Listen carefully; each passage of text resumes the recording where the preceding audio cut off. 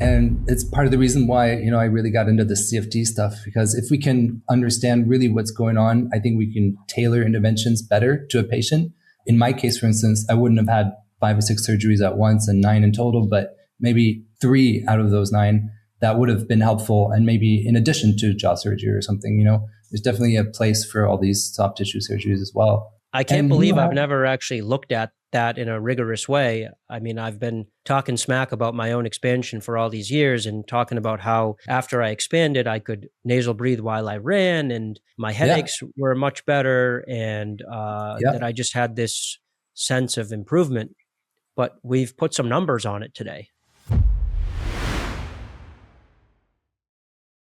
Daniel, thanks for joining me today. A lot of my audience suffers from sleep disordered breathing and they have airway troubles, and the treatments that they're considering doing if they've come to my channel are very high stakes. Things like jaw surgery, skeletal expanders, and other invasive, dangerous, expensive treatments. And oftentimes I fear, actually I know this is the case, that they're making decisions on which treatments to do based on guesswork to some degree. Guesswork about where exactly their airway problem, their sleep disordered breathing may be rooted. Is it in the nasal airway? Is it in the pharyngeal airway? Is it the soft palate? And they use certain diagnostic metrics like CBCT analysis and other testings, sleep testing, maybe DICE, polysomnography, and other methods, but all of them come up short to some degree. You're in the business of adding a new layer of diagnostics into airway understanding, helping people figure out where exactly their airway kink is. And you use computational fluid dynamics. Can you tell us how computational fluid dynamics, CFD, informs what we know about our own airways or patient airways in ways that a regular CBCT analysis does not? Right. Hey, Ron, and thanks for that intro. That's a really good one. And maybe just to back up real quick and tell you, where I'm coming from and how I got to CFD to begin with. I'm one of those people that you described. I've had UARS for most of my life. I probably developed it when I was 10, 11 with orthodontic treatment. I didn't get diagnosed until I was 25 or 26. So I just had, a lifelong of symptoms and just kind of getting through. But since then I've had 9 different soft tissue surgeries. I've tried every, lifestyle tip you can imagine, perfect sleep hygiene, etc. I do use CPAP and a mandibular advancement device. So, I've done pretty much everything. I feel like I'm still not quite over the hump. And there are a couple solutions that are left to me essentially. And that is maxillary expansion or, advancement of the jaws, and probably my maxilla. But I didn't realize that actually expansion and jaw advancement was an option for me until I guess a couple of years ago when I came across your work. And after reading James Nestor's Breathe, I couldn't figure out what to do next, essentially. I'd done all these surgeries, I'd done everything I could, and I was still struggling. And I wanted to make sure that, whether I do expansion or advancement, I'm doing it in the right way. But, all the questions I asked people, they just brought up more questions themselves. And so I just tried to gather as much data as I possibly could on the different protocols that people are using, the different approaches to expansion and advancement. And I just couldn't get an answer. I was just struggling to figure out what should I do next. And then I came across CFD, and it was being done in academia mostly. And I wanted to have it done for myself because I thought, hey, it might be an interesting input into my decision-making process. I couldn't find anybody to do it. I wrote a bunch of people. Eventually, I had to piece together through some consultants online and different providers. It took 6 months, took a lot of money, but eventually had it done, and I found it really helpful. And it helped me just get peace of mind and decide on my next step. So after that, I just started learning how to do it myself. Took some courses, had some engineers train me in it, and now I just posted some things on Reddit. It was like a year and a half ago, and I've been doing CFDs for people who want it and have interest in it, and doing as much as possible. Sorry, but that was a long-winded kind of introduction on how I got into it. But No, yeah, that's wonderful. Yeah. And, I'm coming from a place of being a patient myself. And a lot of the doctors I speak to are patients, airway patients that have developed a lot of empathy just from having gone through this themselves. And I often say that the best way to become an expert in something is to shop for it, right? Because when we shop for things, we get really deep into them because of that sort of human hoarder instinct of wanting to acquire resources and get the best resources possible. And when we do that for our own airway treatments, we can very quickly reach a level of expertise and proficiency that often surpasses even mainstream orthodox doctors that are in the same space. And it sounds like you went down a rabbit hole when it came to the diagnostic part for yourself. You really wanted to be careful before you took the plunge into any real major skeletal modification stuff like expansion and jaw surgery.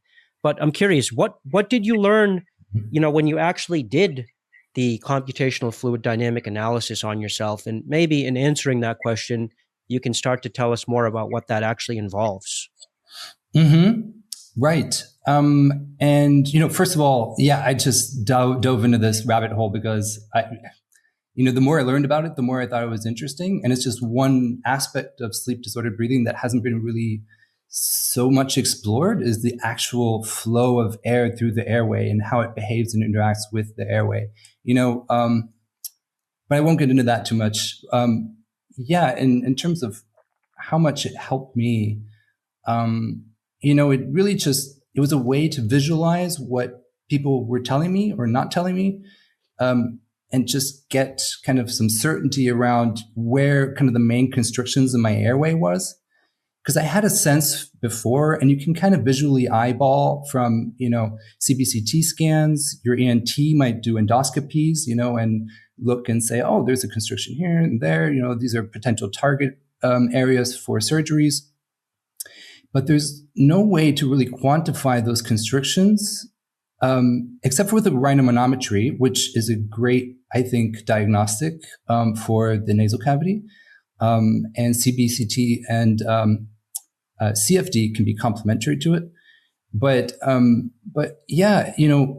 it's just most doctors were saying something to me that was within their toolkit, which is totally understandable, and what they were able to see, right, in a subjective matter. So the CFD kind of added this objective perspective and quantifying what was happening in the airway, where I could say, oh, that's what's going on, and that's the main problem issue that I should address with whatever the next intervention will be, Yeah. Yeah. So it gave you a sense beyond just, hey, the scope picked up that there was some partial collapse in this area, or the rhinomanometry picked up, oh, hey, this, the left side of your nose is this far off from the norm. Maybe we need to look closer to that area. The CFD gives you a visual of exactly what, or hypothetically, or not hypothetically, but virtually simulates what is actually happening with the air molecules as they pass through that anatomy. Right. And I would say that, CFD definitely has a lot of limitations as well. So it's always, it was just one puzzle piece into the overall puzzle. So all the other diagnostics were helpful, right? But I found over and over again that there are certain drawbacks to each one of them, and they're also only one puzzle piece. So I've had DICE done 4 or 5 times, but it couldn't answer all the questions. And in fact, the answers that it did come up with turned out to be dead ends. For instance, mandibular advancement device was found to be perfect for me, in the DICE, because they always, when you're asleep and in drug-induced sleep endoscopy, they protrude your lower jaw to see if a MAD device would potentially work instead of any kind of surgeries. Well, every time I've done a DICE, they said, MAD is the way to go. That's what you should do. And I've had 3 different MAD devices made. I spent a couple years trying to adjust them and try to get them to work. never worked for me. And the CFD showed something else that I thought was interesting and kind of told me, well, maybe it's actually not like tongue of base collapse. It's actually something else that you should be looking at. So, it'll be different in every case, but what did that end up being for you, or what did the CFD specifically show in your case? Yeah. So for me, it was pretty much my nasal breathing is subpar for sure. Rhinomanometry already showed us that kind of, rhinomanometry kind of tests the overall resistance in your breathing within your nasal cavity. But a CFD can kind of also pinpoint where in the nasal cavity that resistance is arising from, right? So is it the lower, middle, inferior turbinate? Is it deviated septum, et cetera? So maybe it will help you target your interventions a bit further. So for me, it was definitely nasal breathing and then the back of the palate, so my nasal pharyngeal area. And it's interesting when we'll get into your case, I think you have a similar setup or let's say, issue. But that was the main constriction for me, which, I still have to address. And it's because I have a bit of a retrognathic maxilla, which I never realized until, I came into your space and others. So, yeah. And I think you and I are very similar in that regard, where I haven't obviously seen your CFD, but I've seen the one you made for me, and we're going to go through that very shortly. This is a very visual subject matter, and I think once Daniel loads up his presentation and we can all put eyes on what a CFD actually looks like, a lot of what we're talking about in an abstract fashion will make a lot more sense. But like you, I also suffer from a sort of, I don't know. Again, I don't know about you, but I have an enlarged soft palate. And I do believe that it does create a constriction point in that same area, sort of behind the nose, but above the lower pharyngeal airway, which what I found over my many years of coaching and looking at scans of other clients is that that's a kind of a not often spoken about corner of the airway, but one that once you become aware of it, you see it everywhere. And you see that a lot of people actually suffer from that soft palatal constriction at the back of the maxilla, higher up in the airway. Whereas most people tend to think of sleep disordered breathing as being either a stuffy nose or like tongue-based collapse, but they don't ever really think too much about the soft palatal area. Right.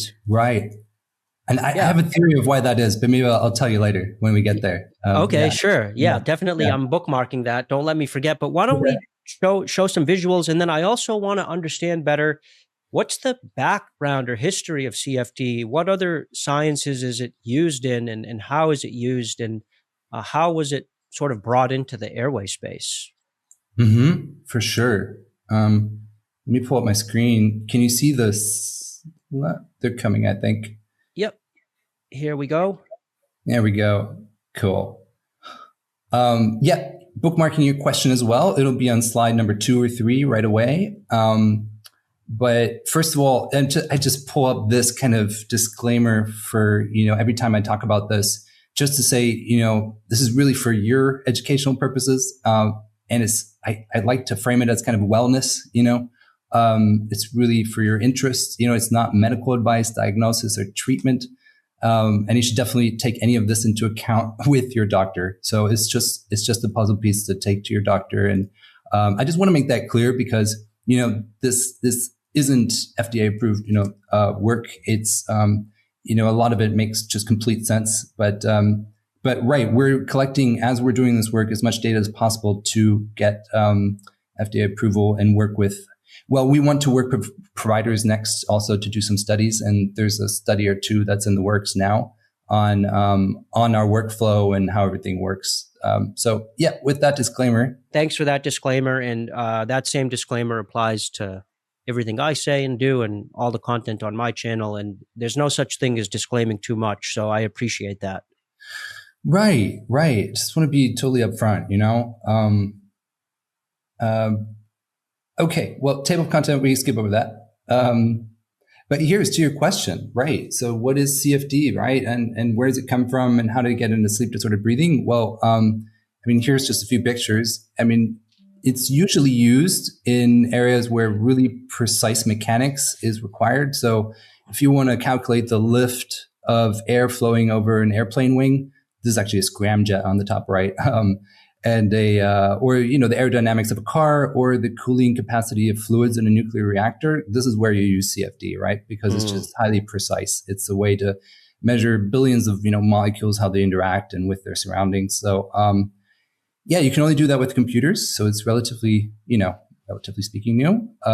But were they attempting to do this decades ago using more rudimentary computers, or is this just something that's been possible only with modern computing, say 20 years or less?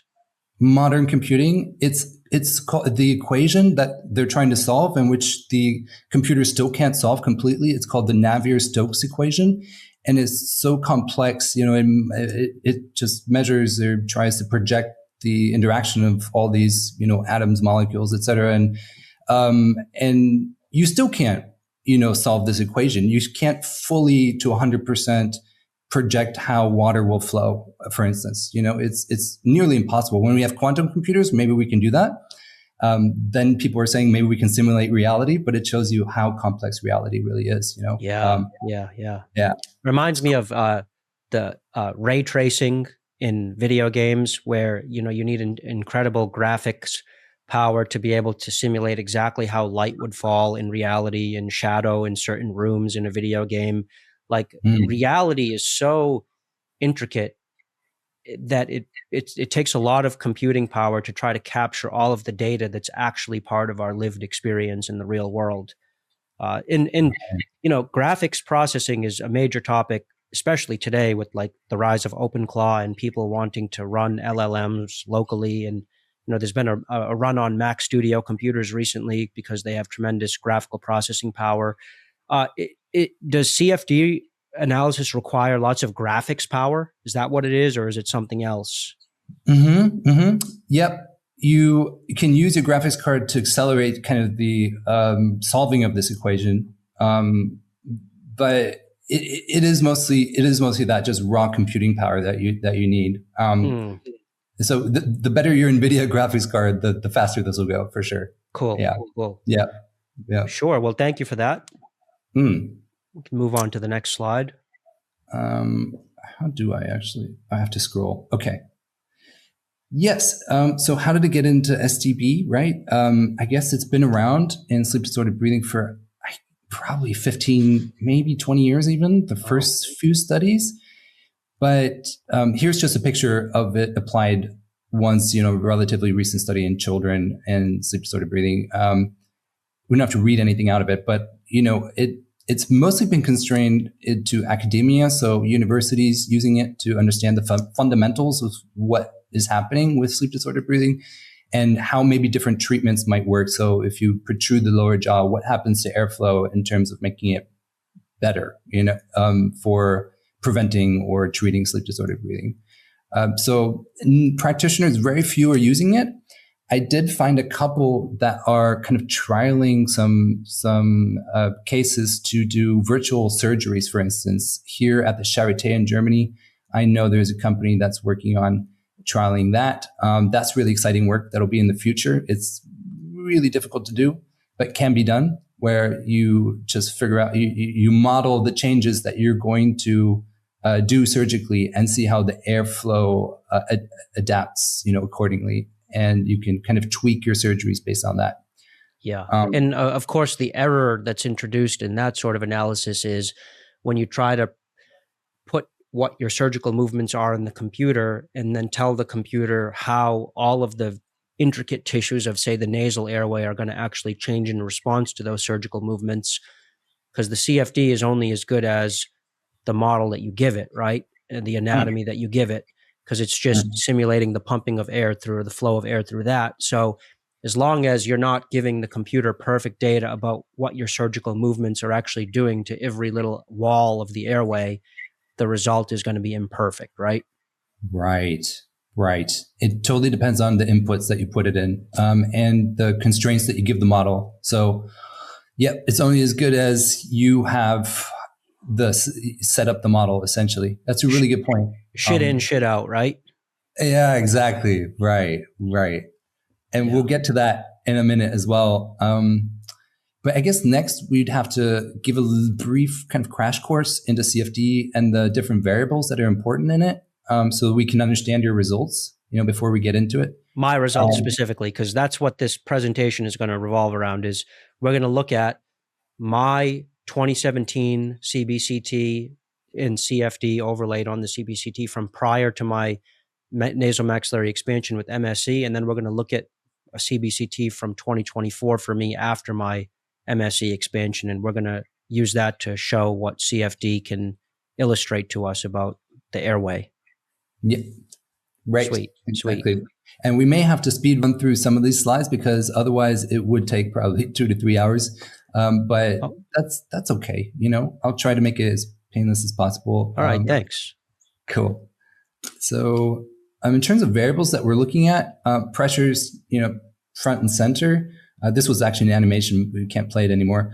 But why is pressure important? It's important because it, correlates with vacuum. So, the higher the negative pressure in this tube, this is your airway. This is my airway. Actually, it's a model of my airway. But the higher the negative pressure, the higher the suction force will be on the walls of the airway.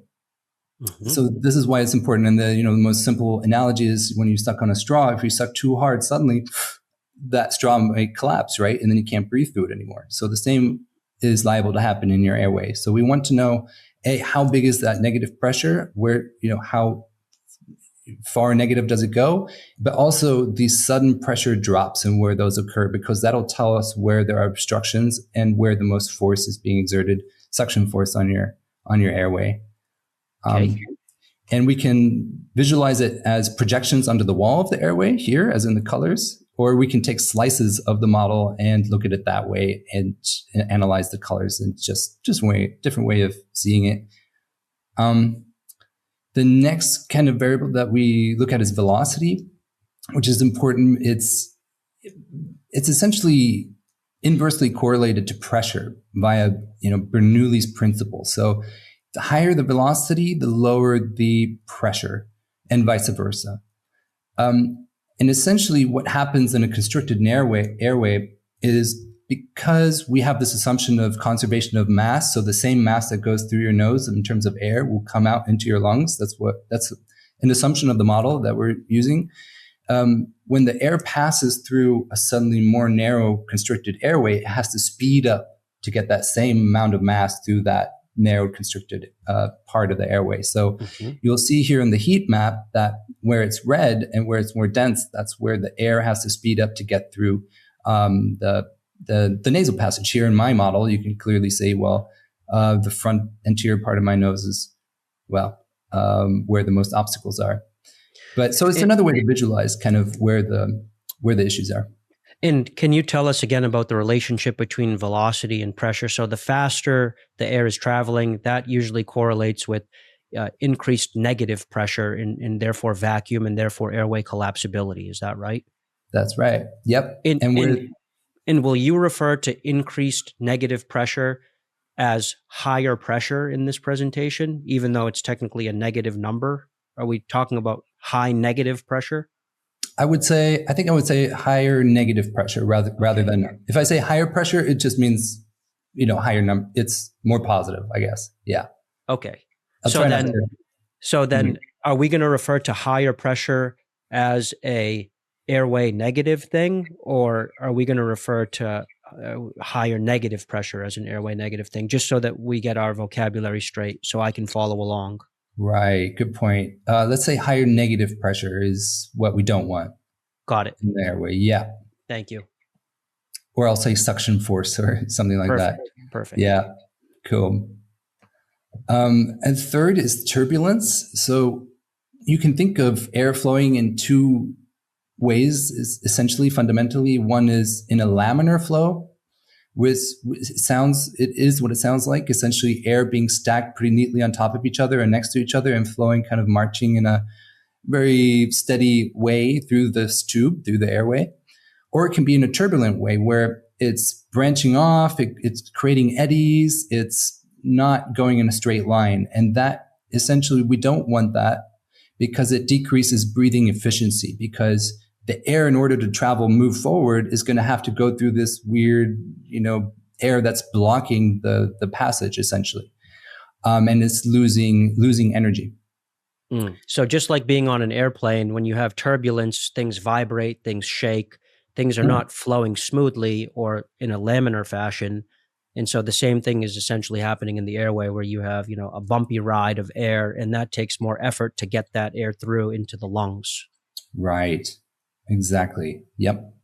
And are you going to introduce the concept of drag force, or is drag force not relevant when it comes to CFD analysis of the airways? Drag force, I'm not super familiar with it, and it might be the next thing that we're going to look at. It might just have a different name. Okay. Here, let's check it out. You tell me if it's the same thing. So this is wall shear, is what it's called here, and it's measured in Pascal, right? So that's a physical force of Newton per square meter, and it's essentially what is the force of the air that's hitting the walls of the airway. What is that? And we see a color map here. With me, the narrowest part of my pharyngeal airway is here.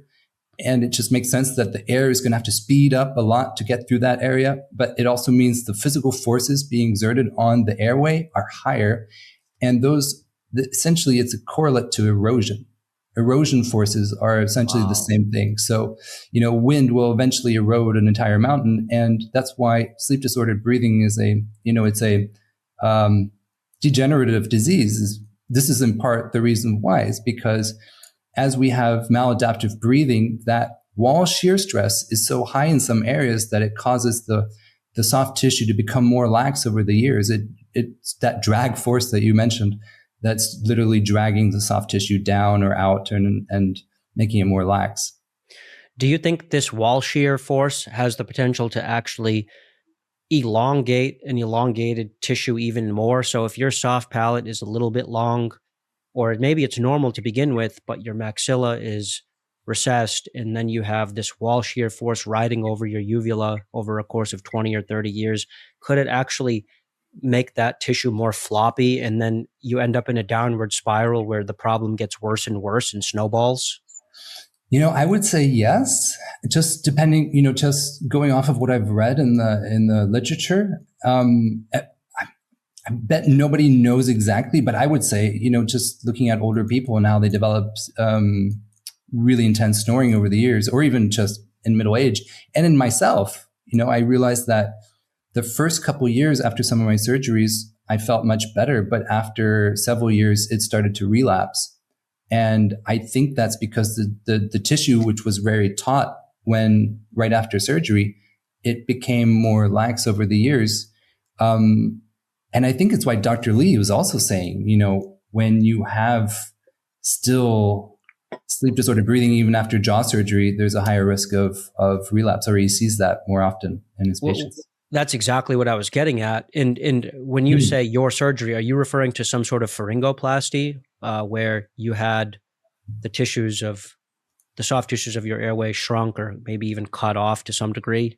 Yeah, I've had 9 different surgeries, but one of them was a modified UPPP. Right. And I think it made a big difference in the first year or two, but I could get off my CPAP. But afterwards, I've had to get back on. Yeah. Yeah. Dr. Michael Hutz, who's a sleep surgeon in the Chicago area, he presented on a procedure that he does called barbed pharyngoplasty, where he tightens up all the tissues at the upper back of the airway. But he said basically that after several more years, you might have to go in and tighten it up again because it has a tendency to reflop with time. And I'm like, well, why does that happen? It can't just be gravity. There has to be something else going on. Unless you really solve the problem once and for all, it tends to just drift back toward that state of laxity and flop. So maybe it's this wall shear force. Right. And I would say, unless you, like you said, address the issue really once and for all fundamentally with more structural kind of surgery, perhaps, let's say, and you really bring that wall shear stress down, if it's still somewhat high, you might be more likely to get relapse. We probably need more studies on that, or definitely do, but I think it's a plausible explanation, or one of them. Yeah. And can you orient us briefly on this slide? What are we looking at in terms of where that central kink point is for you? Right. So yeah, it does look kind of funny here. So these are the paranasal sinuses, right? And this is I can't actually see your scroller anymore. Oh, wait. Oh, now I can. Yeah, perfect. I was on the wrong screen. So let's start at the nostrils. This is the entry to the nostrils, right? And here, this is the anterior kind of part of the nose. This is where the paranasal sinuses are. Gets your turbulence start around here. And here would be my tongue, this black space, right? And so this would be my nasopharynx. This is where the soft palate is. And here behind the tongue, the pharyngeal airway. And here, probably the laryngopharynx starts right further down where the epiglottis is and so on. Thank you. Yeah. All right. Good question. Yeah. Definitely. Next one is heat flux, which we just added recently because it's an interesting one for people, especially who have or might be at risk of ENS, empty nose syndrome. Because going through the literature, just realized that we're starting to understand that nasal patency, so it's actually the feeling of being able to breathe through your nose, is in part, and there's probably other variables as well, but in part triggered through whether or not certain neurons in the mucosal tissue are activated through cooling. So your mucus and your mucosal tissue is somewhat moist, and when you breathe, a cooling effect happens, and within those tissues are thermal neurons. And I don't remember what they're called except for by the layman's term, mental receptors, which probably is a category of receptors, but they're triggered. And the thing is, and they found this with people who have empty nose syndrome, if the heat dissipation while you're breathing falls below a certain threshold, you can't perceive your breath anymore. And it's paradoxic because people with ENS tend to have wide open nasal passages, right? So air is flowing. It's just they don't feel that they are breathing at all. Wow. So it's a variable we started looking at because it could be interesting to see and monitor people's treatment eventually when we get there to see, okay, first of all, establish really is that the threshold, and then be able to kind of stratify people by risk to say, oh, well, you might be at risk for developing ENS or not, and kind of help guide treatment perhaps. I mean, this is a long-term vision, but also to monitor treatment and make sure people perhaps don't get into ENS territory, Wow. Incredible. Yeah, it always amazes me the parallels that you find between the body and other mechanical systems. So lots of other mechanical systems have temperature sensors, whether it's just a thermostat in your home or in your HVAC unit, an outdoor temp sensor to make sure that relative humidity doesn't go overboard in a house. For example, if you have a central humidifier, you need an outdoor temp sensor so that if it's really cold outside, your system doesn't pump too much humidity into the house and then create condensation on the cold walls, which can lead to mold. And so the body also has temperature sensors that have a much more subtle application, right? In this case, it's telling your brain that you're breathing and resulting in a certain neurological cascade after that, probably, or just your sanity, knowing that you're alive and that you're breathing, right? But fascinating stuff. And so very cool. Yeah, ENS is a hot topic and one that I'm trying to learn more about. I think everyone's trying to learn more about it. It's kind of in that Lyme disease area right now where people aren't totally sure if it's real, but the people that have it are, really resent the people that don't believe it's real. But I believe it's real, and you're putting data to it. So that's incredible. Yeah. I definitely believe it's real as well. It's like saying if people weren't to believe I have UARS and, I just show them the numbers over and over again, which happens, doctors actually tell me, hey, you're full of it. Like, stop focusing on UARS, and that really stinks. But yeah. Hey, I love your analogy though about the house and also applicable to airway, by the way. No one likes mold. That's right. No, you don't want mold. Were you a carpenter in your previous life or something? Or I've dabbled. I've dabbled in residential construction. I've worked as an electrical apprentice and just as a carpenter's apprentice. And I've designed some buildings and especially HVAC systems. I'm really into that. I've designed a couple of those as well. No way. So, yeah. Cool. Yeah. Mm. Cool, man. Why am I not surprised? Ha. Seemed like you would be a handy guy. Yeah. Appreciate that.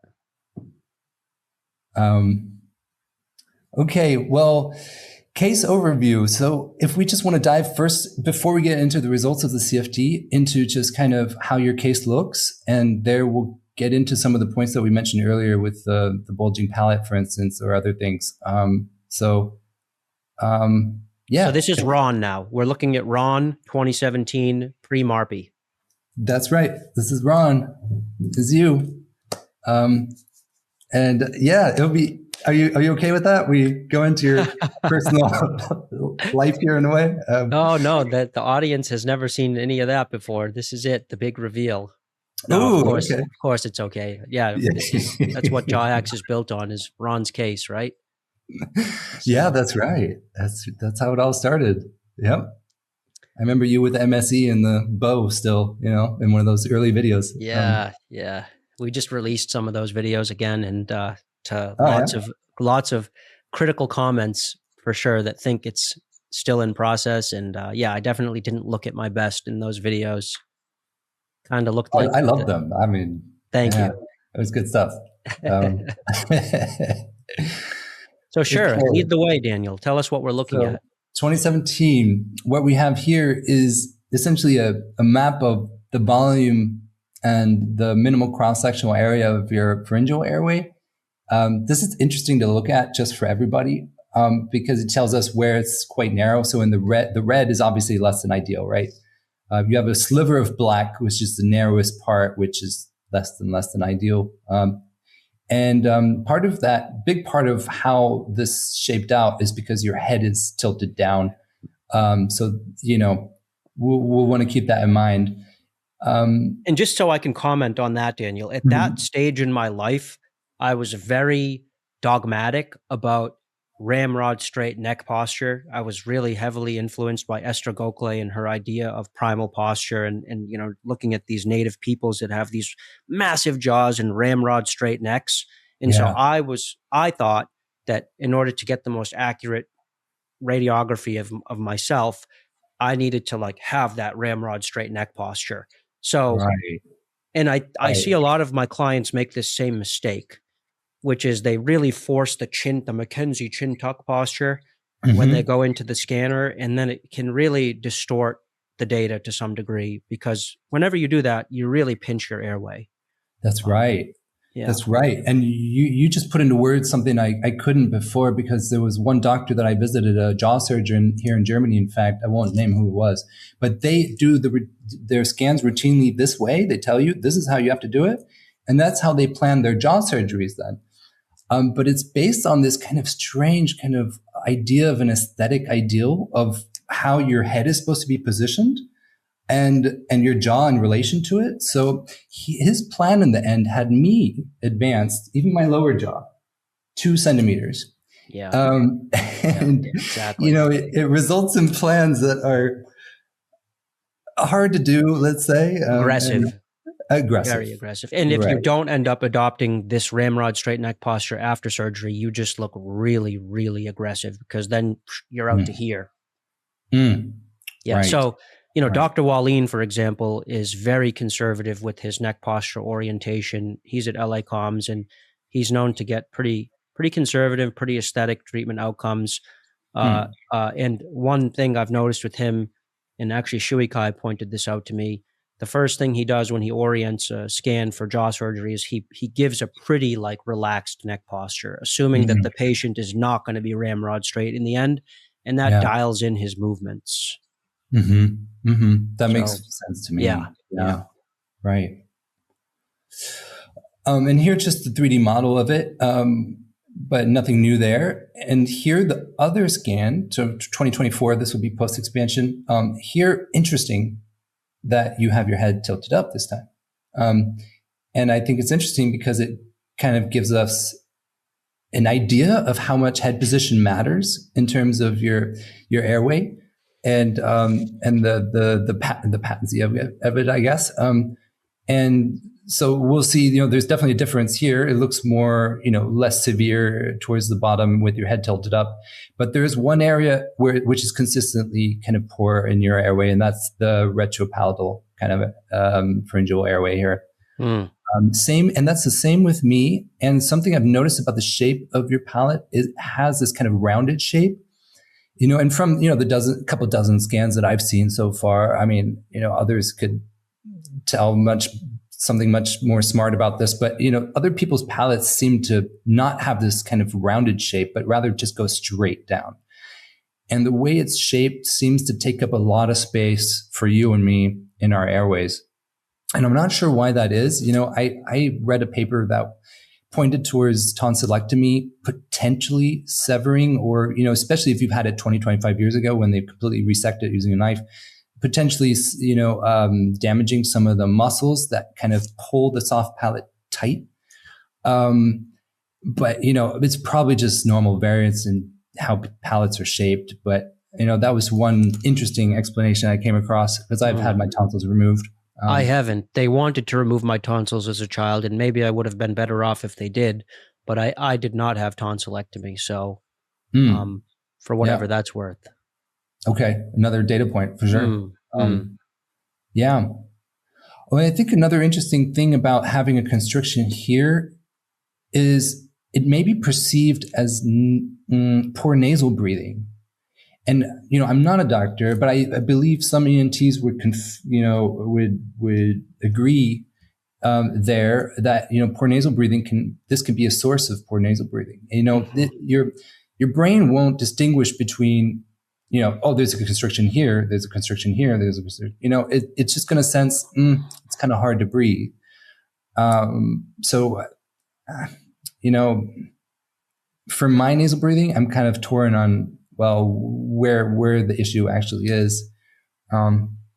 But yeah. Do you think that, and I know we're speculating now, but getting back to the shear force conversation, could it just be that maybe you and I both started out with a little bit more elongated soft palate, and then the shear forces basically shaped them into this shape the way that the winds in the waters shaped the canyons at Zion Park or whatever, right? Is that maybe someday this phenotype will be shown to be like the result of UARS and a cascading effect of UARS potentially, but totally speculating. Possibly, right. That's one explanation. Did you have premolar extractions? So I actually had 2 extra teeth. So it was a bit strange. I knew I had a couple of teeth extracted, but I still have the same amount of teeth, but I've had my molars, my wisdom teeth removed. I mean, okay. Yeah. I had premolar extractions on the upper and lower. So I only have 24 teeth, 4 premolars removed, four wisdom teeth removed. But that's also part of my history. Right. And would you say your maxilla is a bit retrognathic? Like, do you have a recessed or lower jaw or? Yeah, I mean, I think that probably the only thing that would cause me to say that my maxilla is retrognathic is the soft palatal constriction, because of course, right, if we moved the skeletal maxilla forward, that would open up that pinch point. Right. And so do I just have an abnormally large soft tissue there, or is my soft tissue normal in my soft tissue normal in my hard tissue just too far back? I don't know. Right. But like when it comes to doing something about it, either we cut the soft tissue or we move the hard tissue forward, and both of them eliminate that red kink point that we're looking at there. Although one probably much more durably than the other, right? Yeah. Have you spoken with any doctors about soft tissue surgery? I have, yeah. And they said it's possible in that spot? Yeah, they did. Okay. I had one surgeon propose basically folding that soft palate up and then another proposed cutting it in half, basically. Okay. But neither of those are very intriguing options to me. I'm told it's extremely painful. You would know better than me, but yeah, felt like a truck had hit me. I'd never been in that much pain. It was pretty brutal. I'm told that these soft tissue surgeries can be more painful than MMA for a couple of weeks. Yeah, and they tend to do them together. So I had, I think, 5 done at once. You know, few doctors kind of stage them because, you know, it's kind of almost like the more you group them together, the more effective they are. And yeah, so the pain stacks, you know. But yeah, I heard the same thing, that it's more difficult to get through than jaw surgery, which sounds wild, but and then knowing that, per your experience, that there's relapse potential, and then it's just like, I don't know. I'm certainly not running into, say, Dr. Kazarian's office looking for a UPPP surgery anytime soon. Like, maybe I'll do it reluctantly if my symptoms get a lot worse someday, but I'm not eager to go out and do that. Yep, totally understand. And it's part of the reason why, you know, I really got into the CFD stuff, because if we can understand really what's going on, I think we can tailor interventions better to a patient. So that, in my case, for instance, I wouldn't have had 5 or 6 surgeries at once and 9 in total, but maybe 3 out of those 9 that would have been helpful, and maybe in addition to jaw surgery or something. You know, there's definitely a place for all these soft tissue surgeries as well. It's just like, how do you use them and tailoring them to that patient, I think, which is kind of the lacking right now. Okay, well, why don't we keep going? Yeah, there's quite a bit left over. So I know. We said we'd go 2 hours. I don't know. I think we're on pace for 4. Oh no. Oh, you know what? We can't show these now because they're animations. Do you want to load them up in the slideshow? I can even edit out any, you know, slowdowns from you loading up the other thing. But even if they're not in full screen, why don't you load those up? Because I love the GIFs in the videos. I think they can be really illustrative. Yeah, same.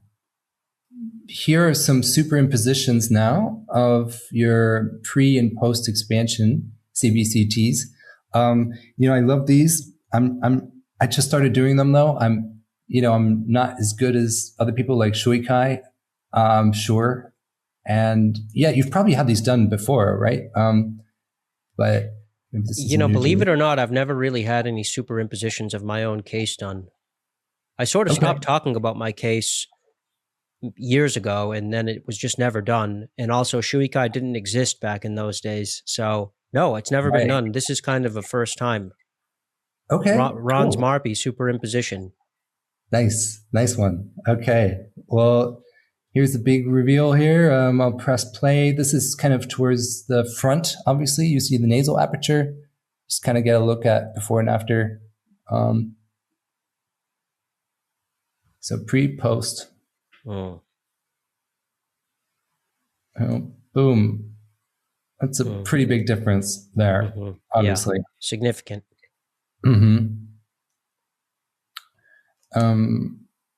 Yeah, you can see the nostrils opening up a bit, or the nasal airway, the black passages, the black windy passages definitely opening up. And of course, those open and close with depending on the day and depending on how your sinus cycle is going that day and whatnot. But you can see a real change there for sure. Right. And if we were to measure the aperture, I'm sure we would detect a significant difference of, I don't know, 4 or 5 millimeters.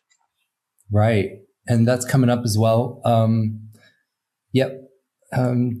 Maybe the next one here. Also, look at how aggressively the teeth are tipped in on that left side, right in the image.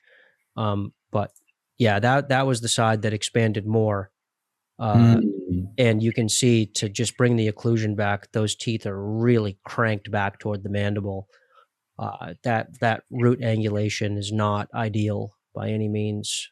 And it's the roots of the teeth are sort of at the edge of the bone. But yeah, so there's a lot to unpack in my superimposition, but we'll focus on the airway for this video. And that's why you had SFOT, presumably in part because of those teeth there? Actually, I did not have SFOT on that side. I had SFOT on the right side, left in the image, just to try to get me out of a crossbite on that side. Oh, really? Okay. I'm still in a crossbite on the right side. But I kind of quit on that because I was just, fatigued from all the prior treatment. I couldn't tolerate the Invisalign anymore. I quit. Got it. Yeah.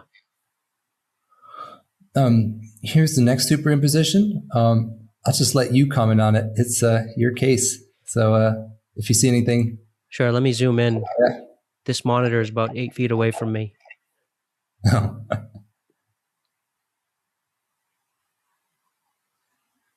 Geez, that sinus, huh? That left sinus is just chock full of slime. But the left airway, the left side of my nose is wider, right? The left side of the palate dropped. We know that because we know my MSE had a little bit of a yaw and roll asymmetry where the left side came down and forward more than the right side. So we can see the cant in the skeletal palate in the after photo, which I think the after is, can you replay that? Yep. Yeah, the after is in the black and white. Yep. And so we can see the left side of the palate right in the image dropping. That sinus is a wreck. Yeah. No real change in the right side of the nose because that side didn't really expand. But yeah, bigger palate, more tongue space, definitely a more wide open nostril and nasal passage on the left side. Mm-hmm. Still have chronic sinusitis. To this day, I have chronic sinusitis. So I don't know what's going on inside my sinuses, but something nefarious. But yeah, why don't you, I don't know if you want to add on any more color commentary. Nope. I think the right side seems to have expanded a bit, at least. And not just the left. Definitely looks different, Again, I'm probably not perfect at doing the superimposition, and lining up the landmarks, but it's a decent job at least. And yeah, it seems both sides expanded. Are the sinuses part of the CFD analysis? Do you model the flow of air into the sinuses as well? I used to, but then I started taking them out because of one part of the analysis that they were kind of skewing. It does seem maybe potentially interesting in some people to see how well the sinuses are ventilated, right? Which can be clinically relevant in some people. But does that equate to drainage? Does ventilation equate to the ability of fluid to flow out of them and drain healthy? I wouldn't know, but yeah. Because I'm told my sinuses aren't draining and that the exit pathways of the mucus are just there's scar tissue that's sealing them shut, and that's why I have chronic sinusitis.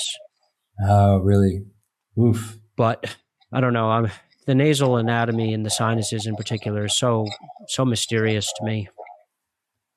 Do you have to get them drained regularly, or does it kind of fix itself after a while? No, it doesn't really fix itself. No, even with expansion, it doesn't really fix itself, as we've seen here. I don't know what the solution is. Right. I've been told that basically, like, when we grow underdeveloped, when we have 2.5 decades of underdevelopment from age 0 to age 25, say, when we get an expander, we three-dimensionally are underdeveloped, including the more subtle anatomy of the sinuses and, different nasal aspects of the nasal cavity. And when we do expansion, we can augment some of that anatomy, but we don't truly augment it three-dimensionally. So you're still going to have, say, the entry and exit ways of your sinuses might still be in that hypoplastic, underdeveloped condition, even though you've expanded the palate. And maybe that's why expansion doesn't cure chronic sinusitis. And so, there's surgeries, they do FES surgeries, I believe they're called, but it's basically an endoscope-assisted sinus scraping surgery where they physically remove the slime, but it's pretty barbaric. I mean, it's not really. Yeah. Okay. But you're kind of on hold then. Yeah, I'm just living with it. just like blowing my nose a lot. Okay. Yeah. Okay. Once in a while it flares up and I have to take antibiotics, maybe once every other year, which isn't really ideal, but c'est la vie. Yeah. Yep. Yeah, we can keep going here, Daniel. Well, here's the last one, last superimposition. And it's all the way back. And, I always thought it was interesting, this area in particular, where the maxilla ends essentially and your sphenoid bone starts. Because this is where you have the exit of the nose into the nasopharynx. So it's essentially the counterpart to the entry of your nose, right? So if your nasal aperture is important, you would think the very back is important. And, with MSE and other types of expanders, there was often a question of, can we get expansion posteriorly? And for me, that was a question, and part of the reason why I held out on expansion until, well, now I'm still waiting a little bit. But part of this reason is I wanted to know and get an expansion that would expand way far back, but also these two bony projections that I'm pointing at now here with the cursor, left and right, I don't know how to pronounce them, to be honest, the hamuli of the pterygoid. And yeah, let's just play the thing here. But you'll see here, definitely, if I've done the superimposition right, there seems to be an increased distance between those two bony projections and an increase in the, what do you call the exit of the nose, the most posterior part here? I don't know how to pronounce them either. I don't know. I don't know either. I would call this area sort of, the PNS or the, around the pterygoid plates. And this is sort of, the area, like you said, at the back of the nose, where it's really at the crux of this question of anterior versus posterior expansion with nasomaxillary expansion. Do you get change not only at the entry of your nose, but at the exit of your nose, which is, you're only as good as your weakest link, right? Right. And so this is very interesting. So it does look like my MSE type 2 actually did have some positive effect at the posterior of the airway, which it's kind of known for. I mean, MSE, for all of its downsides, namely its flimsiness, its weakness, its lack of customizability, it is a posterior biased appliance in a good way, meaning that Juan Moon understood the importance of posterior placement of the appliance, even though the bone was thinner in the back. He knew that it was essential that we do try to expand this aspect of the airway, not just the front at the ANS, but also in the back toward the PNS, for this exact reason. And then, of course, the custom MARPs in a reactionary manner, in an attempt to try to solve the problem of MSE having a very high failure to split rate, they started doing lots more anterior anchorage where the bone was thicker. And of course, we got more splits up there, but maybe you don't get as much positive change here in the back toward the pterygoid plates and whatnot. So yeah, super interesting. Right. And another kind of evolution in expansion was, doing essentially severing the maxilla from the sphenoid bone. So what we're looking at now here is the sphenoid, right? Where the pterygoid plates are. And so doing that disjunction between the maxilla and the sphenoid, right? To make expansion easier. But what you're doing in doing that is you're kind of taking out the ability of expansion to travel that far back. So the expansion forces are now kind of detached from the sphenoid bone. So these bony projections won't expand. Your scroller's out of the screen, Daniel. Bring it back in, please. Perfect. Here we go. So if you do a PMD, a pteromaxillary disjunction, you're taking out the ability of expansion forces to travel all the way back there. It just made sense to me in my mind that would be the case. And I don't think a lot of providers actually do that, but it is one kind of approach. And another reason, besides the ones that you were talking about, that I thought it was important to increase the distance between these bony projections, and it's something that Shuika talked quite a bit on Reddit about in the early days, was about how some of the important muscles that are, part of your pulling the soft tissue of your palate and your throat taut or tight, are draped over these two bony projections. Now, it might be that the shape of your and my palate and others, and the shape of our airway, which is often, actually an hourglass. So you actually have a constriction this way in addition to a constriction, from front to back. I see that in my case. So the airway goes like this, right around this area here where I'm pointing to. So it seems to make sense that if you increase the distance between these two bones and therefore kind of pull those muscles tighter, that maybe that airway would open up as well. And that was just something I was interested in and thought made a lot of sense. And Shuikai and I, we looked at a bunch of superimpositions from people, and it seemed to be the case that, the more you expand these, the more that kind of the airway opens up in the back as well. But it's just an overlooked kind of area of expansion, I think, which is why I wanted to make this superimposition for you. Yeah, it's very, very deep in the rabbit hole of, you have to really double click on lots of stuff to get to this specific problem.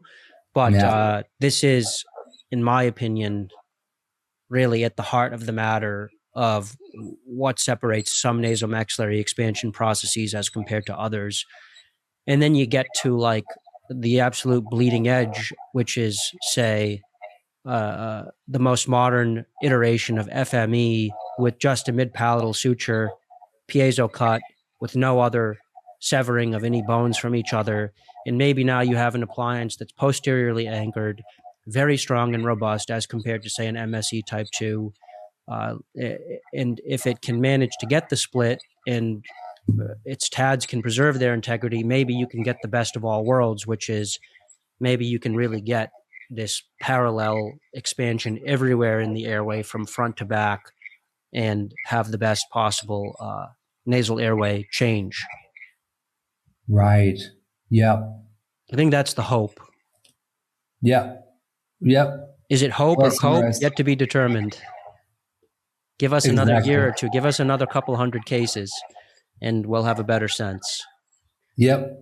Another couple dozen superimpositions by, the likes of you and Shuikai, and some CFD to complement the superimpositions, perhaps. Yeah, it's both frustrating and kind of exciting that we're kind of at this frontier of medicine, which I never thought, we'd find ourselves at, but by necessity kind of did. It's pretty interesting. But you're right. It's a huge rabbit hole that I somehow kind of dove into. But it's definitely a hole, a rabbit hole or some other kind of hole. It's a hole in the nose that we care very much about. Right, for sure. Yeah. So here, nasal aperture measurements, right? So classic, what everybody looks at, pre-expansion.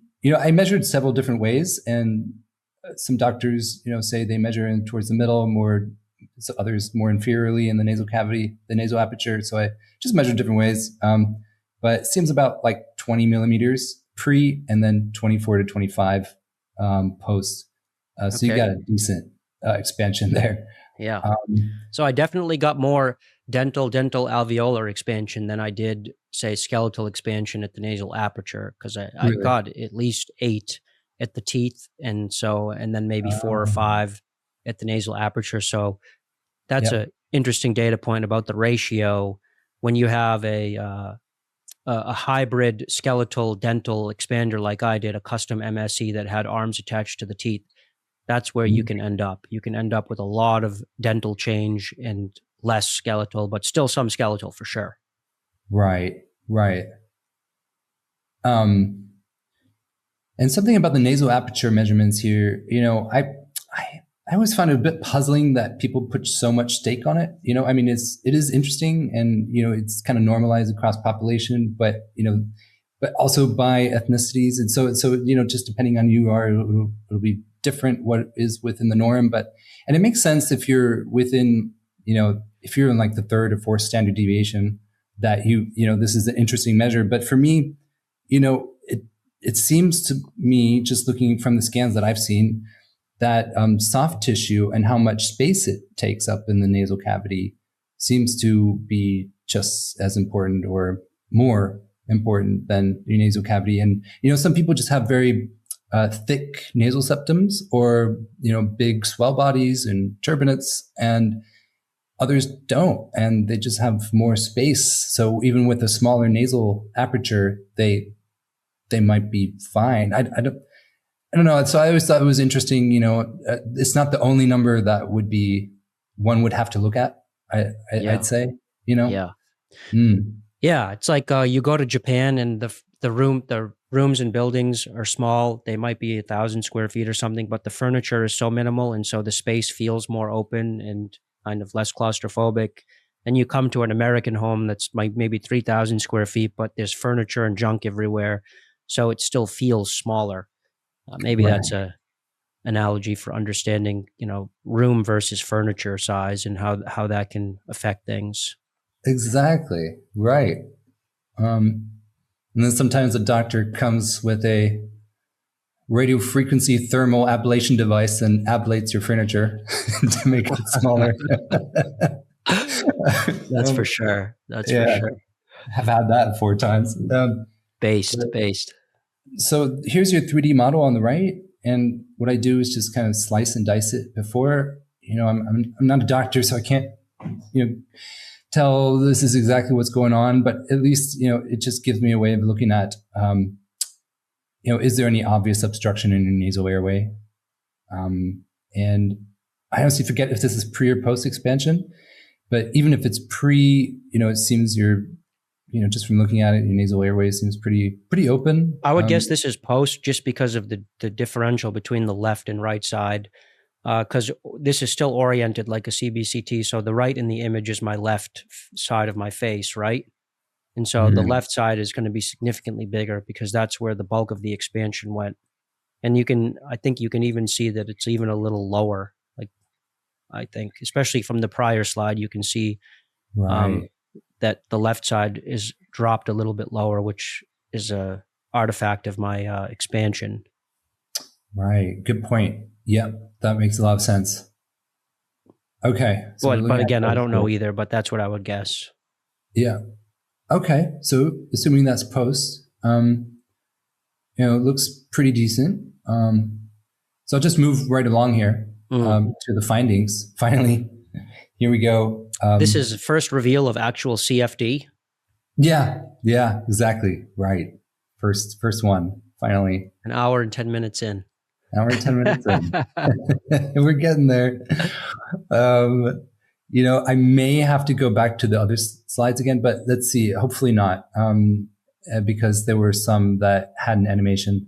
But yeah, here, okay, so just ignore the right for now. The slides were a bit better, but pre-expansion is here on the left. And what we want to look at, remember, is the value, the magnitude of the negative pressure. And pre-expansion, it reaches negative 21.6 Pascal. If we look at that same number here, it's on the left. How negative does it get there? Post-expansion, it's negative 10. Now, the pressure drops off significantly in the nasal passage here pre-expansion, and less so post-expansion. I mean, it makes sense because you have less nasal obstruction, but we can kind of quantify it. It starts at 0 at ambient pressure and goes to, and here we have to look at the colors. So we're not comparing apples to apples here because the legend is different, but we have to look exactly at the colors. And so, we're looking at within the nose, if we go about here, this kind of green correlates to about negative 10 Pascal. So you have a drop off of negative 10 Pascals within your nasal passage. Pre-expansion, post-expansion, we look here, there's kind of more of a teal color. It's around negative 5. So we've halved the pressure drop off in your nasal cavity through expansion. And what does that mean? Well, maybe a missing piece that I didn't explain earlier is, we can think about the drop off in pressure kind of correlating to the effort to breathe. because it is a measure of, force. And that force is what you'll have to generate by using your diaphragm and your muscles to pull that air through your airway.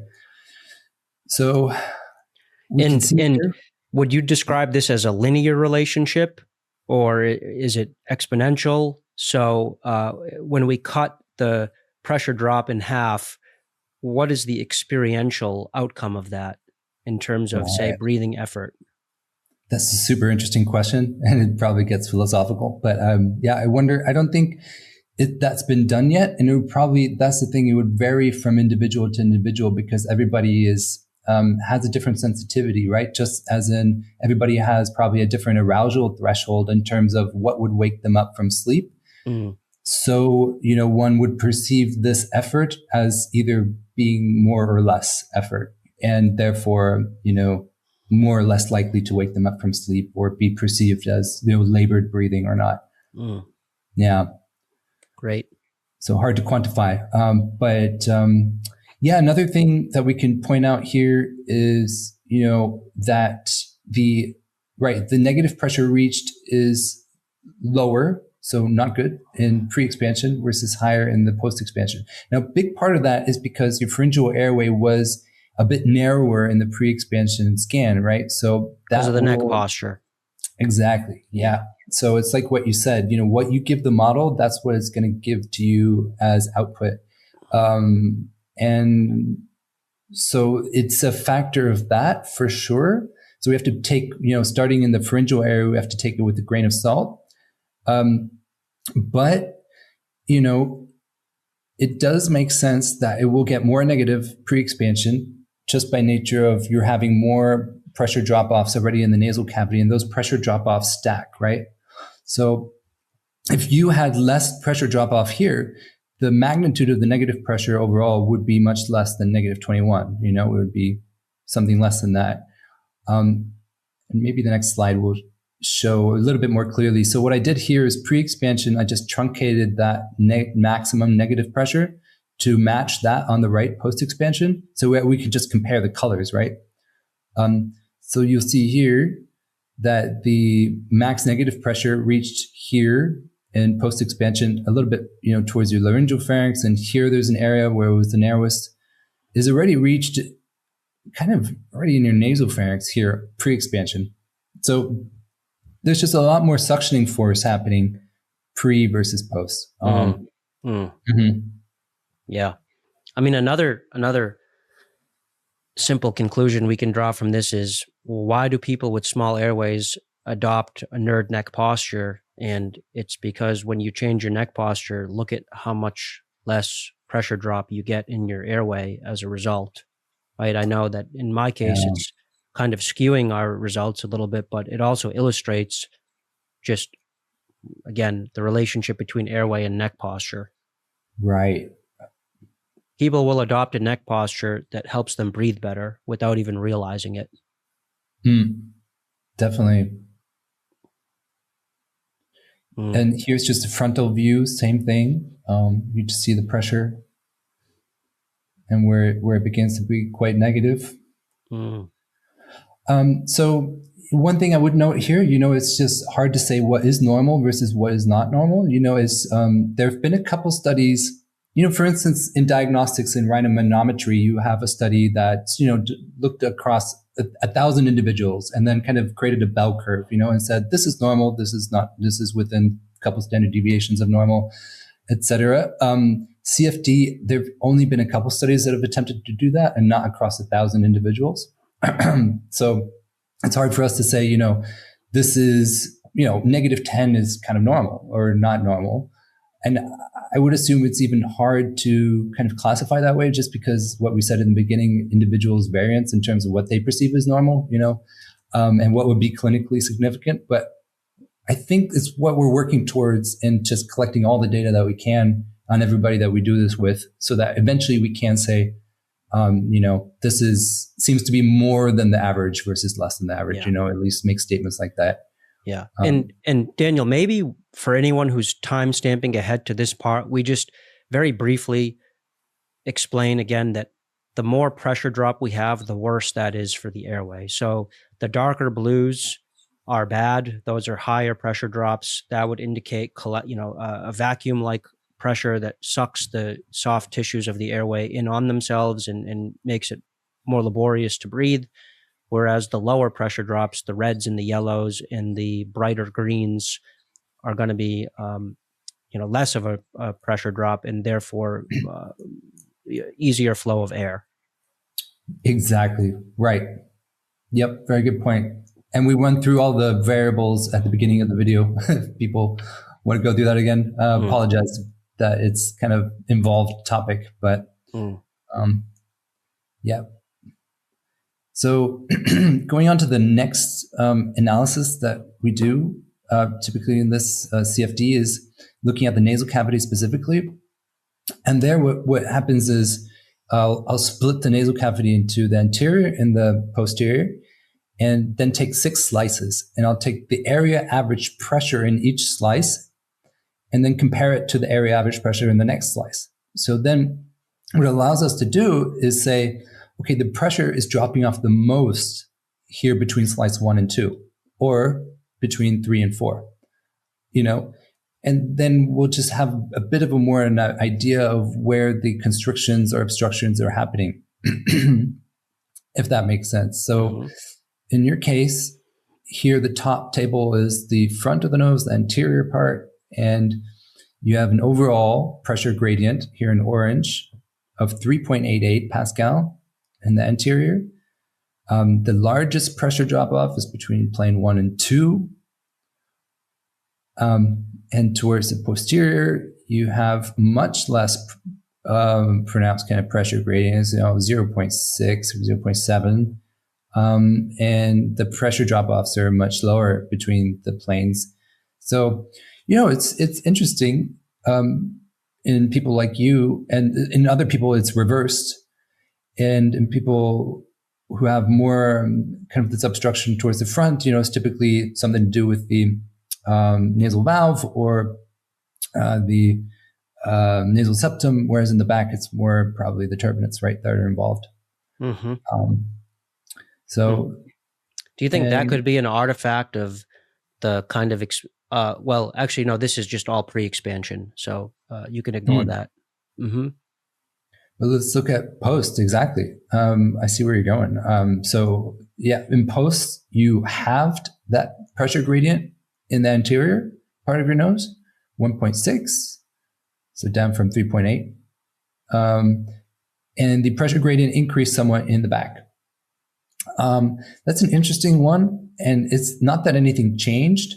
My guess is that, it's just that the air will eventually slow down somewhere, and you just took more force out of it here before. So the pressure, the potential for energy loss is a little bit less by the time it gets towards the back.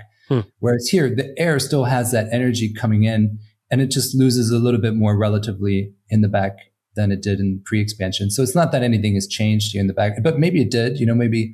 Maybe you had slightly inflamed turbinates where they were just a little bit bigger than before. Could be, but it's probably just standard variance here. And the goal being less of a pressure gradient, because anytime there's a gradient and the pressure changes, that just indicates that there's some sort of resistance that the air is running into. Right. So we like small pressure gradients going through the nose. Yeah, it just correlates with probably less effort to breathe. But I would say there that the nose is built fundamentally, don't quote me on this, I'm not a doctor again, but to actually obstruct nasal, the air coming in, so that you are filtering the air, moisturizing the air. You actually feel that you breathe it, so that it's actually hitting those receptors in the mucosal tissue, et cetera, that you can smell. So, the nose actually slows down the air a lot, and it's supposed to, and create turbulence and stuff. So you don't want to get this to 0, that's for sure. That shouldn't be the goal. But again, it's something that we want to be able to normalize across the population. What is a good pressure gradient versus not so good. Yeah, otherwise we would just gut out the nose and just straight pipe it in. If all the different structures of the nose didn't have a role, right? So Right. that's a good point. I would have done a tracheotomy, or what is it called, a long time ago. But No, it has some God side effects forbid. too. Yeah. Yeah. Mm. Not the prettiest either. Right. No, I'm fortunate to be able to use my nose, somewhat. Okay. And then moving on to velocity. And again, this is kind of to visualize where the obstructions are happening and where the narrowing in the airway is happening, because it correlates with pressure. So as velocity increases, pressure drops and becomes more negative. And in order to go through a narrowed passage, the air has to speed up. So we'll see red heat maps where the air is speeding up. Mm-hmm. And the reason it looks less red in the pre-expansion versus post-expansion here is just because I left the global values. So the actual, it's actually quite a bit faster. The air is traveling at a faster speed pre-expansion versus post-expansion. So if you look at the legend, 3.6 meters per second versus 2.7. So that's the fundamental difference. If we wanted to compare the colors, I'd have to change them to be the same. Mm-hmm. But you see it's sped up significantly the vice versa. It slowed down a lot post-expansion. So in this slide, we want to make sure we don't look too closely at comparing and contrasting the colors on either side, because that would make it look like the post-expansion is actually worse, right? But we're just looking at the magnitude of the numbers and seeing a drop in velocity after expansion, which is a good thing. Right, exactly. Yeah. And I think in the PowerPoint, I had this, also the comparison of the two when the legends are the same, but it's not here now. Yeah. Increased velocity, per our discussion earlier in the conversation, and I'd encourage you to click back to that if you've lost us a little bit. But essentially, increased velocity is indicative of a narrowing of the airway and can, just due to Bernoulli's principle means that you'll have more collapsibility of the airways in that area, or perhaps the speed is increasing because of the collapsibility in that area. Either way, high speed's bad, lower speed's good. Yeah, perfect. Exactly. And here, another way to look at it, more fixed on the pharyngeal airway here, you just see areas of the constriction.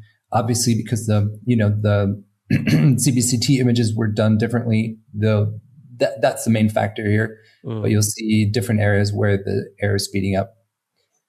Yeah, you would almost think based on this that I had jaw surgery and advanced the jaws forward, but actually I just changed my neck posture. Right. Mm-hmm. Yep. And that's one thing, with people moving forward, and people don't do scans just for the CFD, typically they've had them done at doctors, but we hope that, to be able to compare and to get the most accurate picture, that they're in neutral head position. So in the future, that's also something we want to do, is just make sure that most of the scans are in that kind of neutral head position. Yeah. I wonder if also you have an opinion on taking CBCTs lying down in a perfectly neutral position. I know Dr. Bell is big on that. He calls them medical grade CBCTs, where you're actually lying down, and that, of course, would also more closely mimic the sleep position too. So, if you really wanted a perfect analysis and to refine the data coming in, perhaps lying down on your back and then with equal position for both scans before and after would give you probably the best analysis for CFD and sleep.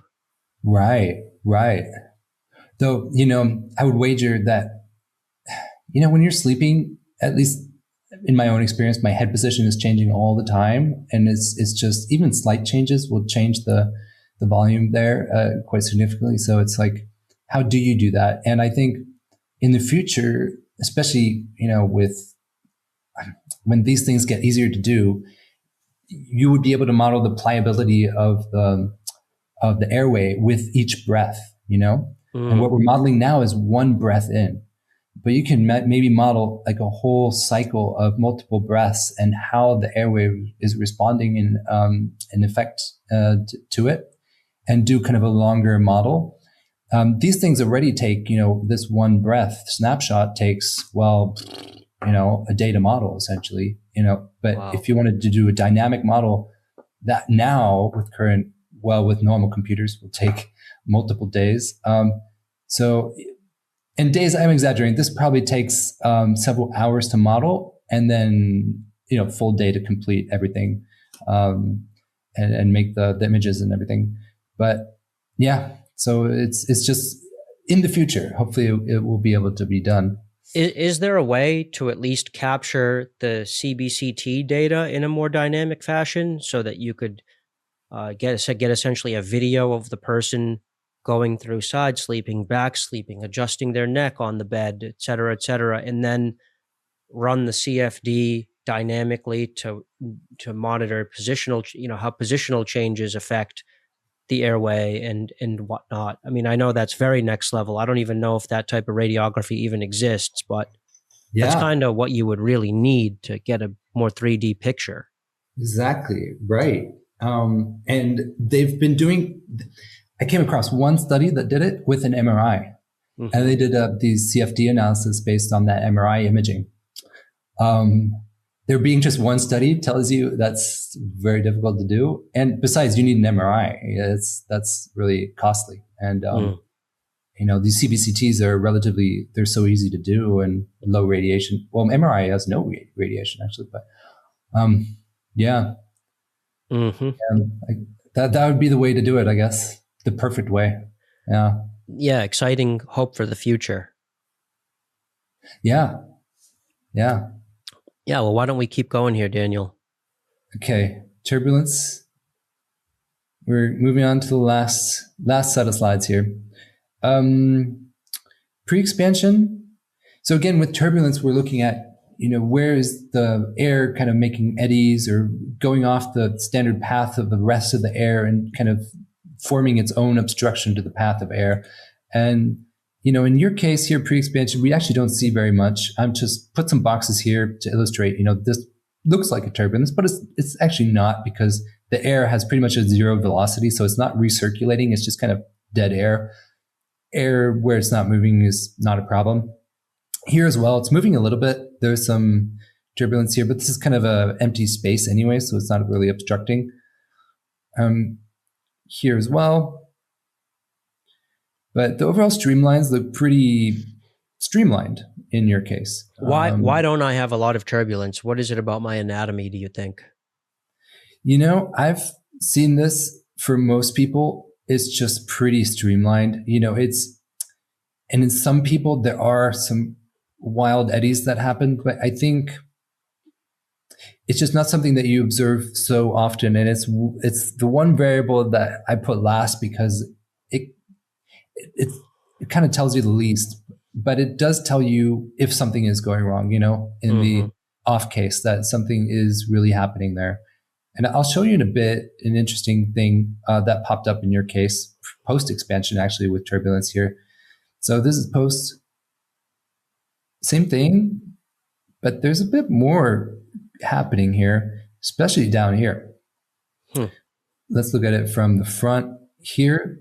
These eddies, they are moving. So this is recirculating. And let's go here. Maybe I can visualize it here the best. So this air is moving in a circle. And what it's doing is this is actually a model of how snoring works. So the air gets trapped into this kind of recirculation and creates alternating positive and negative pressure zones, which then will pull on your soft palate or other tissues surrounding it, and then create a vibrating, sound. Will create snoring, right? That's what we know as snoring. And that's interesting, but you didn't have that before pre-expansion, right? And the reason why is because your tongue post-expansion isn't fully up on your palate. There's this area of dead space that you've created by not doing that. Whereas before pre-expansion, if we go back, by putting your tongue up against your palate, you've created a sealed off tube where air flows and can flow streamlined all the way through. And I thought that was so interesting because it dawned on me looking at your pre and post. This is, now I'm speculating a bit, I want other people to comment and tell me what they think and want to know your thoughts. But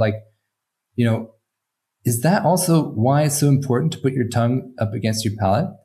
Because what you're doing is you're creating kind of these disturbances that are decreasing the efficiency of breathing, increasing your effort to breathe, causing snoring, and pulling also on your tongue, pulling your tongue back. And it made me wonder if that's why MAD doesn't work for me, because what happens if I protrude my lower, and I told you earlier, DICE always came out the same way. They said MAD this needs to work. It clearly works. We see it working. But when I protrude my lower jaw too far forward, my tongue has nowhere to go because I have a recessed maxilla. There's nowhere for my tongue to go, and I can't put it up against my palate anymore. So this is why when I use the MAD, it actually tends to get worse. The only time it helps is when it just keeps my jaw from falling back. So at a very low level of activation. But if I activate it too much, then I get this kind of, I'm assuming this is part of the reason, I get this dead space. And then this increased issue of, turbulence and kind of suction. But anyways, that's a long tangent, but what do you think about all that? No, I mean, it gets to the point that it's not just about the hard tissue. There's a complex interplay here of hard and soft tissue, and it's not always intuitive how that's going to work. Like you would think, jam the lower jaw as far forward as possible, and that's going to open up the pharyngeal airway, but maybe your tongue is hitting the roof of your mouth and kickstanding back somehow to create this turbulence, and it's complex. It's complex, and I think that's why so many people have a hard time figuring this stuff out. And then you're asleep, so like, how the hell do you know what's going on? All you know is that you wake up feeling like crap. But right. Man, it's really useful to put this kind of empirical data on top of something that a lot of people actually experience but have a hard time quantifying. And it reminds me of what Dr. Michael Hutt said in my podcast with him when he said, when people do the Inspire, but they lack oral space for the tongue to actually come up and forward, you'll have this stimulator zapping the tongue and trying to get the tongue to jump forward. But if there's no space for it to go, you still end up with the constriction. And so you get no real benefit. Right. And that's why some people need MMA and Inspire, right? Right. So interesting. Yeah. And what do you think? What does that tell you for your own case about what's needed for you, and how has your own CFD on yourself potentially going to inform the path forward for you? And I'd be curious to hear, I know you're not a doctor, but if my CFD tells us anything prescriptive for educational purposes only, what do you think that would be for me? Yeah, really good points. I'd say for myself, I'm going to go with expansion first because I know my nasal breathing needs to get better, and CFD kind of backed up the rhinomanometry there, and told me, also it's not like just the septum or just the turbinate. It's the whole cavity where the drop off is happening throughout the entire cavity, right? If the CFD had said, oh, it is just where your turbinates are in the back, maybe I would have considered some other option. But for me, I think I need expansion of the entire nasal cavity first before I go into some kind of either jaw advancement. But I was thinking, this is why in part I've been waiting so long for expansion, is some kind of ability to expand posteriorly, because I think I need that as well to maybe make that soft palate more tight, but also be able to protract at least a little bit. All I need is really 2 millimeters on the front teeth, because right now I have an edge to edge bite. Mm-hmm. And if that just comes forward just a little bit, I think that palate will come up forward just a tiny little bit, and my bite will be fixed, and I won't need jaw surgery. I feel like I'm the perfect case for just a little bit of protraction. I might even get that just through the expansion alone. Yeah. But I think, if I could get 4 millimeter, great. I would love that. Maybe that would fix me. And there's another law in CFD. It's Puiseux's law. I don't know how to say it exactly, French guy, but it's with every, the airflow increases to the fourth power, apparently, of the radius of the diameter of your, tube that you're going through. So it's any very small difference in diameter will make a huge difference in terms of the effects on airflow dynamics. So, yeah, just my 2 cents for you. Not a doctor. Yeah. If you could get that soft palate forward a little bit, I think that would make quite a big difference.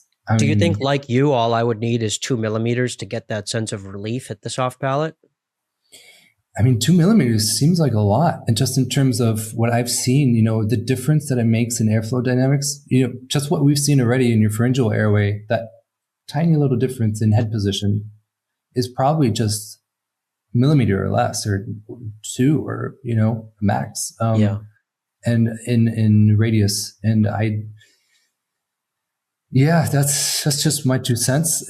I don't want people to infer the wrong thing from that, that they shouldn't do jaw surgery or, whatever. But if you could go to my own CFD imaging and maybe point out to me what the hotspot is, the highest yield area for me to address is, where do you think that would be? And what imaging would you point to illustrate that? Using any of the slides, any of the variables. Yeah, it's really good. Well, first of all, your nasal breathing seems good. And I am comparing just in my mind to the table of the numbers that we have on everybody else that we've done. This is great. It looks great. I would be a high percentile in terms of goodness of nasal breathing. Would you say top 25 percentile? Top 10%, top 5, top 1. I'd say. But keep in mind, everybody that we have studied so far does have some issues, sleep disordered breathing. So we haven't. I think there's one person who doesn't, but we need more people like that. To be able to really compare. My pre-expansion maybe is more typical for what you see for, of course, other pre-expansion patients. Yep. That falls right in the middle of, say, most everybody with sleep disordered breathing that we've seen so far. And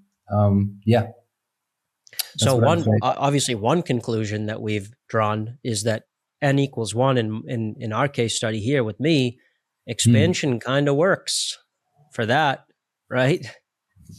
Definitely seems to work with that for sure. Yep. I can't believe I've never actually looked at that in a rigorous way. I've been talking smack about my own expansion for all these years and talking about how after I expanded, I could nasal breathe while I ran and my headaches were much better. And that I just had this sense of improvement proprioceptively, life, like quality of life. But we've put some numbers on it today. Yeah. It's kind of shocking as well. To me as well, when this is why I got into it, because just seeing it and seeing the numbers and just seeing it visually kind of just blew my mind, because it was just kind of these vague statements, you put it so well. Exactly. Like Ron says, Ron can breathe through his nose when he jogs. That's his big reporting after he did his MSE. But okay, did Ron also change his diet? Did Ron change his running posture? Did Ron, do a million other? Did he move locations and the quality of the air in his home is different now? Is so many variables. But then now you zoom in on the anatomy and you can sort of see more closely what's going on. Right. And, I think these quality of life differences, sometimes they're just so small, so minimal, and they take so long to actually perceive in ourselves and for others to perceive of us that, we kind of forget about them. But I would say that probably made a big difference. This pressure decrease in pressure drop, therefore decrease in effort to breathe, probably make a big difference for you. Just because, speaking from own experience, CPAP, what it does, this is an interesting, analogy as well. What CPAP does is by creating a positive pressure environment in your nasal cavity, in your upper airway, is decreasing the pressure drop that you're observing, because you're increasing the positive pressure, essentially the ambient pressure from which you're breathing, making the walls of the airway less likely to collapse. That's one. But guess what? I can only get my pressure up to 5 before I have problems. I have this issue with aerophagia and stuff. So my pressure is so low, it probably doesn't really stent my airway, but what it does do, it decreases the effort to breathe. So if this decrease in pressure is correlated to effort to breathe, we assume that, then decreasing that pressure drop off by using CPAP will just make your brain perceive like it's a little bit less hard to breathe, right? And I notice that when I go to bed, as soon as I put on my CPAP, I'm just so much more relaxed. It's almost like my nervous system kind of just, because I can breathe more easily. And I think for you, maybe that was also kind of and it took 6 months actually to feel the full benefits of just that small difference. But, for you as well, I would imagine that expansion and that kind of halving of your effort to breathe, perhaps, it did make a difference for you. Would you say that more expansion for me via, say, an FME or something, would that be just overkill based on what you're seeing in terms of my nasal airway, at least?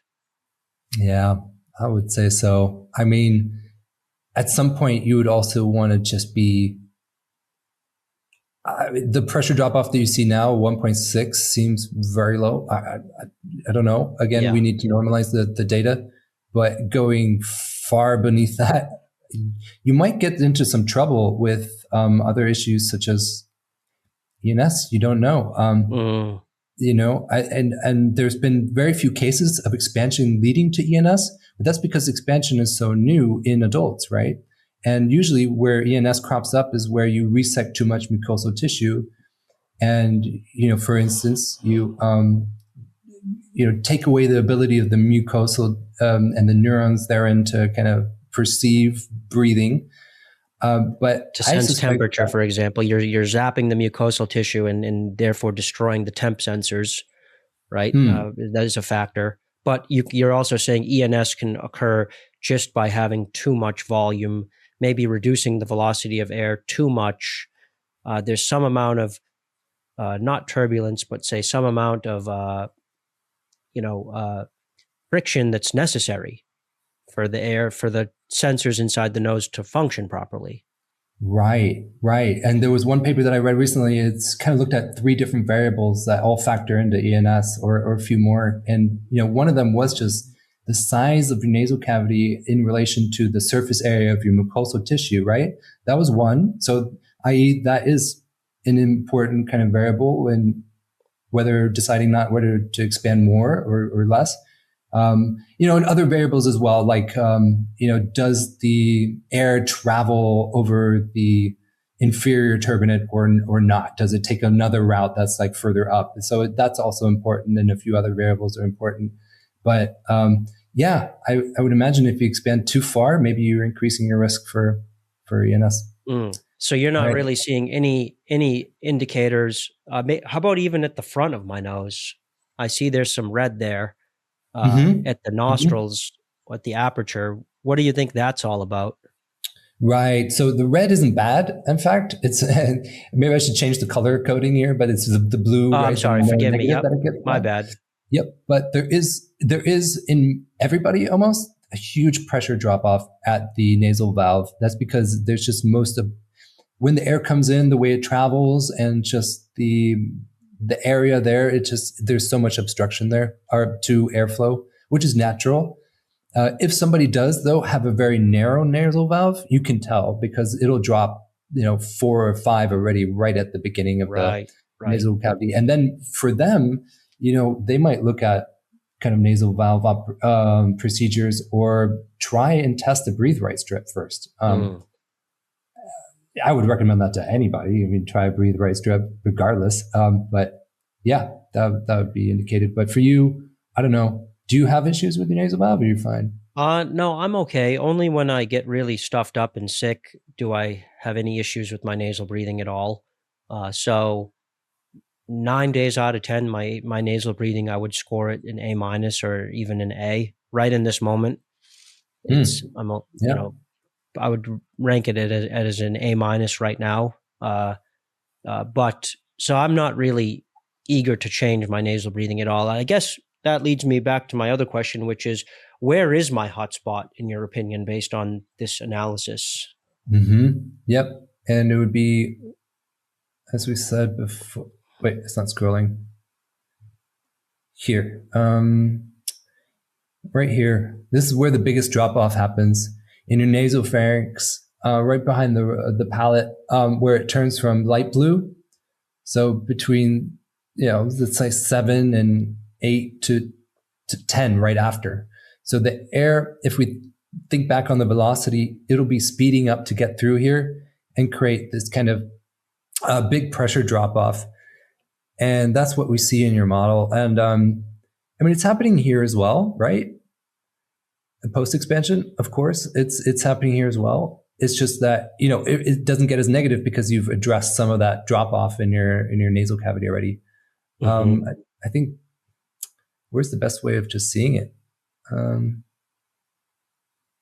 Doesn't pop up here as well either, but that would be the main constriction. It's obvious in your scans here as well. Yeah. And the narrowest part, even with your head up, is right there. Yeah. So just brainstorming here, not saying I'm actually going to do any of this, but a soft palate surgery to reduce the size of that soft tissue, although of course that might relapse and it's very painful, or even a maxillary advancement, surgical advancement of even 5 millimeters might be a drastic improvement in that. And then the resulting mandibular advancement that would come along with that, even with little or no rotation, even if it's just 6 millimeters on the mandible, 5 on the maxilla, or 5 and 7, something like that, a degree or 2 of rotation, that could really get me over the hump in terms of all of my constriction points. Right. So if you advanced your maxilla, you would also need to advance your mandible. Is that right? Yeah, my bite couldn't accommodate like a repositioning of the mandible. Gotcha. Right. A couple thoughts, maybe just food for thought, really just, this is again, 2 clicks too many into the details of it. And I also don't want to mislead any of your viewers, but just ideas that I had because I was in a similar situation with the soft palate. One is that soft tissue surgeries with the soft palate can also lead to scarring of the tissue where you're doing the intervention. So with the UPP, I don't have a pre-UPP scan, but post for sure, it's very rounded in my case. And where the incisions were made, et cetera, that's where scar tissue developed and it actually got larger, that area, right? So that's one thing to be careful of. Maybe to ask your doctor, they'll probably say, yeah, there is a chance that it might get worse. God. Depending, yeah. And it was in the fine print in my papers as well, and with any surgery, that's the case. But I would just say, something to explore, that kind of after effect. And then with maxillary advancement, this is something I discussed with people on the forums and Shuikai as well. And, just in terms of bringing the maxilla forward, will it always bring the soft palate forward? And it seems the answer seems to be no. Because remember what we said about some of the important muscles that are pulling on that soft palate and perform the function of the soft palate draped over the hamulus, which is on the sphenoid bone, not the maxillary bone. Well, when you perform a PMD, you're detaching those two. You're bringing forward the maxilla, which usually tensions a lot of those muscles, but not all of them that it could if you were to bring the hamulus forward as well. And so there have been some cases that I saw as well, some scans where you brought the maxilla forward, but the palate wasn't it wasn't coming with it. Wow. So I remember asking a couple of surgeons, and Shuikai again put me in the right direction. In terms of, just on it. And I spoke with a specific surgeon won't name his name, but he does a lot of surgeries on people who also have congenital disorders. The way he does the surgery, because the whole face is really collapsed in those patients, what he'll do is he'll make sure he brings that part of the sphenoid bone forward along with the maxilla. So he doesn't perform the disjunction with a chisel.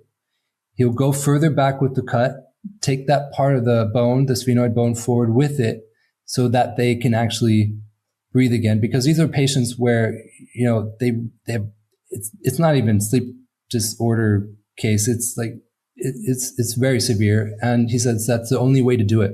Wow. So it's surefire way would be to do that. But I don't think there's any other surgeon other than that one or two. I asked one very, very skilled and probably the best in Germany. He said he would be willing to try it on me because it made a lot of sense. He said, that makes sense. I've never done it. Given the risks, if you want it, I'll do it. I'll do it for you. That's when I was like, well, I don't know what to do anymore. Let me do a CFD, figure out expansion first or, advancement first. What is the best for me? And anyways, now you have the full backstory, and a couple other thoughts for thinking about, I don't know if it's helpful. It could be just actually the opposite of helpful, knowing too much, unfortunately. No, it's always helpful. Information is power. I never want anyone to censor information for me. I want to have all of the dirt, no matter how scary it is, and I want to be able to sort it out myself based in that way. But what about FME, future FMA with a really aggressive protraction, maybe more minimal on the expansion side for me? Maybe just a couple millimeters more just to loosen the circummaxillary sutures and sort of melt the butter a bit, and then really pull aggressively with an FMA, say 2, 3, 4 years from now, once there's a little more proof of concept on the efficacy of protraction. Because that would pull all of those structures forward, right? That would mimic a kind of actual growth of the midface and pulling everything forward in a cohesive way. Have you thought about that? I know you're kind of thinking about that for yourself, protraction and expansion, but what's that look like when we really optimize it? You went exactly down into the same conclusion that I was led to. Yeah, seems to be the optimal way of going about it. If what I'm saying is true, it may not. There's still a chance that, probably a bunch of surgeons would say, well, we don't need to bring forward this sphenoid. That's not important. We always see some, but that's not what I saw. It's just, and I want to go back to that point because it is important. I see why doctors can get frustrated with knowledge on the point of, patients, because it is a statistics game. Public health is that. Like if 99% of the patients who come to them do benefit from the way they're doing it, they don't want to think that you're going to be that 1% or less than 1% chance. But of course, we have a risk aversion, and patients like me who have had 9 surgeries and a lot of negative effects from them as well, and very little benefit, we're going to have a very high risk aversion. That's why I got into this rabbit hole so much. Mm-hmm. So I do think for some of us, knowledge is power. I think for others, maybe it is good to go ahead and make your life a lot better, even with a less than ideal and not everything considered situation. So I did want to have that said. But anyways, moving on to your other point, I think the FME, maybe in your case, applied to your case, if you could, loosen those sutures. I just listened to Dr. Manueli's interview with you yesterday, and he was saying, it's really the ability to protraction is more a matter of kind of being able to loosen up those circummaxillary sutures and then kind of mimicking a child's kind of state and then being able to bring it forward. Do you think you could do that by kind of loosening the sutures and then do a mask? But it would be a lot of effort, right?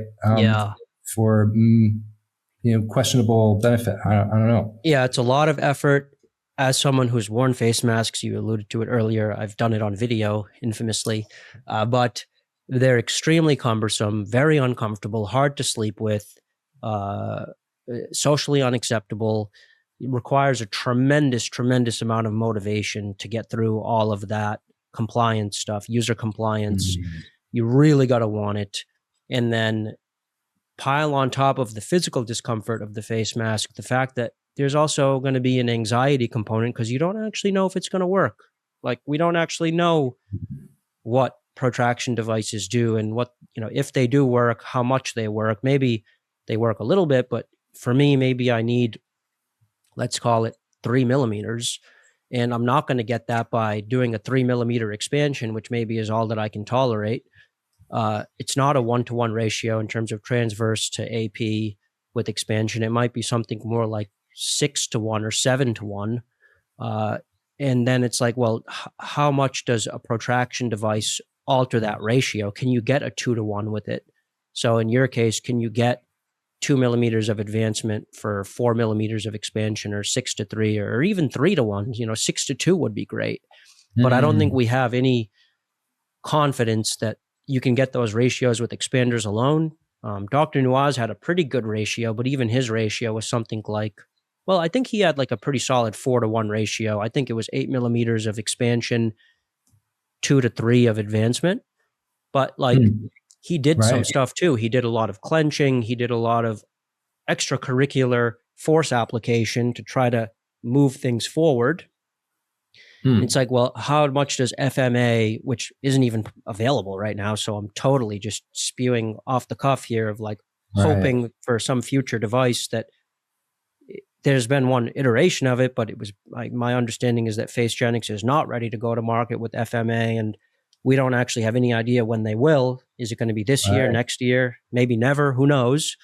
But that, I guess that's me just punting to the future and then waiting for Facegenics to do their thing, you and Corey to do your things in terms of analyzing dozens of cases coming down the pike to see what the actual effect of this stuff is. And then maybe me getting in once the field is more mature on the FME FMA side, because like I'm not going to be a guinea pig for another treatment. Just like I'm sure you're not going to be that surgeon's first case where he does some new cut that deep into your head, right? He's a really good surgeon, though. I mean, actually, I can refer you if you want to try it. But no, I think I know which surgeon it is. I'll ask you offline. But I've just been I've been the first too many times, and and I'm like a 35-year-old dad now, and so being the first was okay in my 20s when I was living in a van. But not as like a public-facing person who's supposed to be responsible and not experimental with this stuff. Yeah, no, thanks to you, we could, learn through your experience. You've been a true pioneer in that sense. So thanks, Ron. For, Sure. Taking one for the team. Oh, yeah. No, but if there was an FMA, if there was one tomorrow, I would literally be the first. I would happily be guinea pigged for that. Yeah, very much so. I think it's just very promising. I'm glad, the first one, I wasn't part of that. Of course, there's design flaws or changes that need to be made, but the ability to just apply a lot more force seems very promising. So if anything, and the FME in its ability to kind of loosen the sutures, it seems like combine those two things would really work. And I just need, again, like 2 to 4 millimeters. That's all. Yeah. Good to go. But what do you think is next for you in terms of Airway? If anything, maybe you're just going to hold off a year or two, like you said. Yeah, just sit on the sidelines and continue to go out, talk to people like you, get more information about what the future holds, and just focus on lifestyle stuff. My current train of thought in terms of lifestyle stuff is this idea that you can't really get an excellent night's sleep unless you get physically exhausted during the day. So it's sort of, because I've been shoveling a lot of snow recently because we've been having a really snowy winter in the northeast of the United States, like the snowiest winter we've had in, 10 or 20 years. And so I've been shoveling huge amounts of snow, and it really wears me out. And I sleep like a baby after a day of shoveling. And so now I have this idea that, okay, we're all wondering why us as UARS patients that have RDIs of 10 to 20 and basically non-existent AHIs, why are we being aroused so much in our sleep? And maybe it's because we're just not using our body as much as we're supposed to during the day. Like, we're built for walking so many steps a day and occasionally sprinting and lifting heavy things. And I do that to some degree. Like, I do lift weights very lightly most days and go on a short jog, but beating myself up and getting exhausted to the point where like I get really hungry and I get so warmed up that I can take my shirt off in 25-degree Fahrenheit weather. That level of exhaustion, I sleep so good. So I do wonder, like, to what degree are humans just built to have a regular amount of that degree of exhaustion? And so, me, man, exactly. I'm always exploring some experimental lifestyle train of thought. And Same. Yeah, no, right. I'm doing that now, with something else, but also going to the gym and taking creatine, and just always a new thing that I think will help me sleep better. But I know exactly what you mean. I never slept better than as a kid in Germany, when we would always on the weekend go chop wood, because that's what we did in the village, because we had to heat with wood. It was just a thing, and it's like just all day logging wood and carrying it around. I slept so well at the end of the day. It's just like out cold. But now, unfortunately, it's not a solution for me, because I almost have this exercise intolerance. It's almost like, I don't know, like the next day if I overexert myself, I'll get utterly depressed and just have no energy to do anything. And it's really, really bad. So there's a very fine line that I have to tread in terms of, exhaustion and so on. But yeah, there seem to be so many factors. And I also come always back to also just predisposing factors. So, the fact that trauma and mental health play such a huge factor in how you sleep. And in fact, psychologists are coming to think of mental health and sleep as one and the same thing. They are, you can't disentwine them almost. And people coming back from war, for instance, all those veterans that we've seen coming back, the last 10 years or whatever in the States, it's like, I read some paper, it was the prevalence of sleep disordered breathing was some 80%, something outrageous in those people with PTSD. So it's almost like there's no other explanation other than the mental health caused the sleep disordered breathing and caused that arousal threshold to lower so that they wake up many, many times at night. So it also points towards, nervous system. We have to look at the nervous system. Like, how much does meditating help? How much does just, we're always inundated with stuff every second of the day. We're scrolling on Instagram. We're always watching movies on Netflix before we go to bed. Like, how much does that stuff stimulate us to the point where that's, decreasing our arousal? All these things that it's just so complex, and. No, that's real. Yeah. That's real. One thing I know for sure, with zero doubt, tanks my sleep is if I scroll X for 30 minutes before bed. And, X is obviously, it's a disaster, right? Like, you go on X and you will get enraged about something. Whatever your algorithm is feeding to you, whatever your pet issue is, you're going to get force-fed the most polarizing, infuriating content about that. Politics, you name it. And that's literally the brain food you're giving yourself as you drift off into the sort of astral plane of sleep.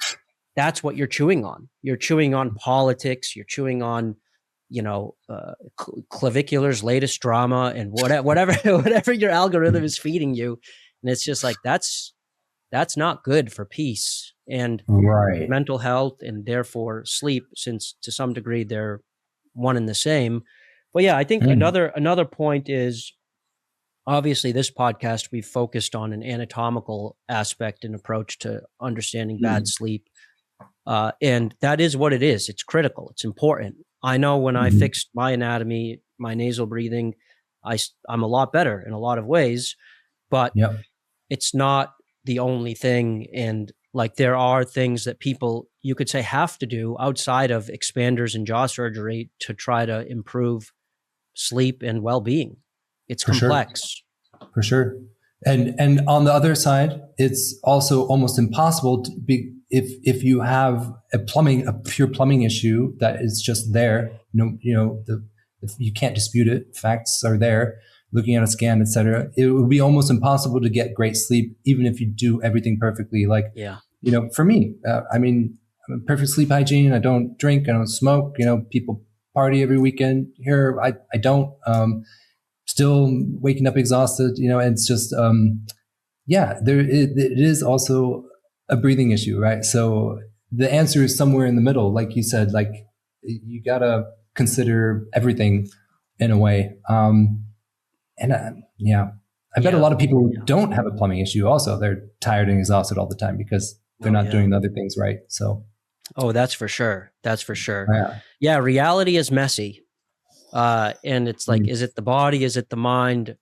It's both. I know it's you such seem a to have a very healthy lifestyle. You're shoveling snow and working out and getting up early, regular bedtimes, and and still I struggle often. So it's like, again, we're at that boundary of the plumbing versus the spirit and the mind, and I think it's just something we'll all have to manage for the rest of our lives.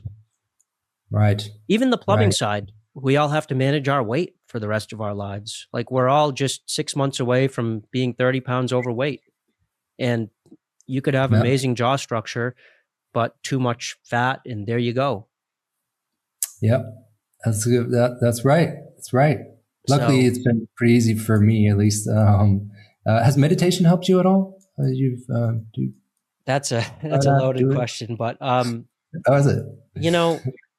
I've done a lot of meditating. I lived at a monastery. I've gone pretty deep down that rabbit hole. For me, meditating can help and it can hurt as well. For example, the posture of meditating is very harmful for me. I find that when I drift off into concentration and I get really eased into my breath and things slow down and I approach access concentration and sort of approaching the first jhana, centered focus on the breath, my neck sort of like goes a certain way. And then if I sit there for 20 minutes like that, then I'll get a really nasty neck ache. And then I might clench and grind as a result of that pain, or just that pain itself could be an arousing factor for me that night when I go to bed. So for example, even I can't read either before bed, which mentally is very relaxing, but physically the posture is very harmful for me. Really? So I actually prefer prayer. I prefer journaling and prayer at this point. I know that sounds super cope for like hardcore meditators. But that just works better for my physical pain and for my sleep. So I prefer like not getting really intensive about single-minded focusedness on the breath, and more just sort of having a conversation with God about my day and being grateful and asking for certain things and praying for my wife and kids and family. That is, and doing that in a kneeling position at the end of my bed. And then maybe journaling a little bit to sort of brain dump. That for me is my equivalent of cleansing the spirit and cleansing the mind before bed, as opposed to, say, a 20-minute seated meditation. But what about you? It sounds like that's something you're working with right now. Well, real quick, this just made me think of, how in Islam you pray 5 times a day, right? I lived in Lebanon. I'm very familiar with that. Yeah. Oh, you actually lived in Lebanon? For a semester. I studied abroad at AUB, yeah. You were at Beirut, huh? Yes. Yeah, nice. That's great. I've never been. I've always wanted to go. We'll have to go together. Stay with my grandma up in the village. I would love that. But what was your line of thought on Islam? What was I thinking? You know how the call of prayer 5 times a day? Mm-hmm. It seems to me, because the way you pray in Islam it's kind of repetitive. You say, the same thing, and you bow and point towards Mecca. It's a very meditative thing. It's not like, I don't believe, I've done it a couple of times myself, just, having lived in Turkey and Egypt for several years, and, just go in participate once, twice. But it was interesting, and it's kind of like a thing where you're not thinking about what you're praying necessarily, and it's just you're saying these things, and it's very meditative, and it's very relaxing, and it's very self-centering. And I imagine if you do that 5 times a day for your entire life, it's just you must be such a more centered human being generally. Because they say like meditating, you don't have to sit down. You can also just take a moment while you're in the bus, just focus on your breathing for 20 rounds. Great, it will have an effect. Yeah. But yeah, for me, I'm trying those kinds of things. Just generally being more aware of how activated I am, like how activated my nervous system is, because that's apparently important. And, those things kind of like the activation over the day kind of stacks. And by the time I go to bed, the more I was activated, kind of whether that's through work or something stressful happened or just my thoughts, ruminating, whatever, the harder it'll be either to fall asleep or just my sleep quality will be worse. So it's almost like I've went through all the physical sides of things, of lifestyle interventions and actual treatments and devices. And now I'm trying to control my mind a bit, which, I should have realized a bit earlier that was also an important factor, Oh, yeah. So, well, it's a really hard one. That's a really hard one. It really is. Yeah. Yeah. No, I have so many thoughts on that. God, we could go another 2 hours if we broach that subject. But no, I totally agree. And I think that, my favorite way to pray is actually the Jesus prayer, which is more of a mantra than a prayer. You just basically repeat the same thing. It's one sentence that you repeat over and over and over again. Lord Jesus Christ, Son of God, have mercy on me, a sinner. And you just repeat that over and over. And it's very calming because it basically like, no matter what your self-esteem is, or no matter what your doubts and anxieties and sort of self-consciousness, feelings about how imperfect and awful you are and how much you're lacking, it sort of just wipes that away and says, hey, look, I know that I come up short in all of these ways, but just God, take it easy on me and just let me be better, and let me be calm and peaceful in this moment in spite of all that. Right. So that's actually my favorite prayer. I know a lot of people have a lot of aversion to this concept of, sin and considering ourselves worthless sinners and whatnot, but it's not as bad as it sounds. And I think the older you get, the more you do realize how imperfect you are compared to some higher standard of what goodness actually is. It's this concept I was very averse to when I was younger as well. But the mantra style of praying is great. And then there's also the O2 CO2 side of this, which is like there's certain things you can do with your mind that actually alter the way you breathe and can slow the volume of breathing down to get you into a sort of buteyko breathing like state automatically, just in virtue of what you're doing with your mind. And ramping up your anxiety is not a good way to get there, but mantra like prayers and meditations are a great way to reduce the volume of breathing and then literally change your biochemistry so that you can sleep better. My current favorite way to do that is just start at like 900 and count back by 7. So like 900, 892, 885. And then that calculation is just hard enough that your breathing will actually slow because you're focusing on something outside with a small amount of effort. And that will put me to sleep better than anything, better than any prayer, better than counting back by 1. You just count back by 7 or some other number that's a little harder than 1. And then that actually reduces the volume of breathing and then puts you into a state of calm. So that's and that's something Lisa Kush taught me actually in my podcast with her. I remember seeing that. Yeah. And she was monitoring your CO2 and saying every time you're doing some kind of calculation or mental arithmetic, your breathing got better. Is that the reason behind it? Yes. Yeah, I remember that. Yeah. It's really powerful. Right. And that's why a lot of us UARS people who have distorted breathing patterns really like focused work, because the focused mental work can actually improve the way we breathe in that way. Whoa. So, okay. Right. Yeah. Interesting. Interesting.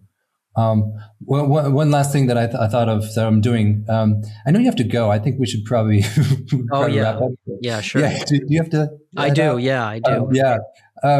Diaphragm training, and that's also something that you also spoke with Dr. Anil Rama recently with this inspiratory trainer, Mm.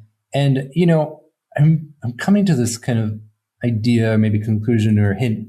I'm not sure if it's accurate, but that my diaphragm is kind of maladapted over years of just kind of poor breathing and especially nighttime poor breathing, that there's something, it needs to be retrained and loosened up. And it's, even if I were to fix the plumbing, I have a sense that maybe there would be some residual problems just from that muscle, which is your breath, literally, being contracted and underused in the right way. So what I'm doing is I'm just trying to stretch it and using different stretches and to train it with the expiratory trainer, jog more. So that will train the diaphragm in of itself.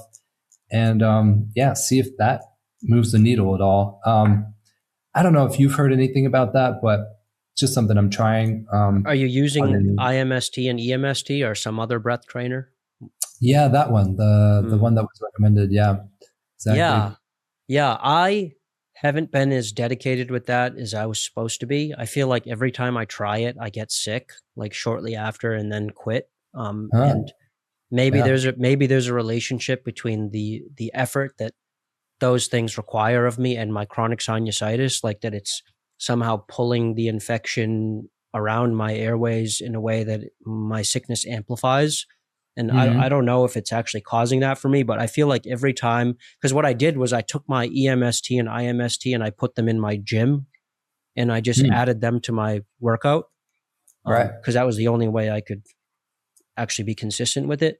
But every time I get some momentum with it, I tend to get sick and then I just quit on it. But I think it's promising, but I have had clients tell me that they've done it and that Dr. Rama has told them that by his standard, they're like jacked in terms of their breathing muscles.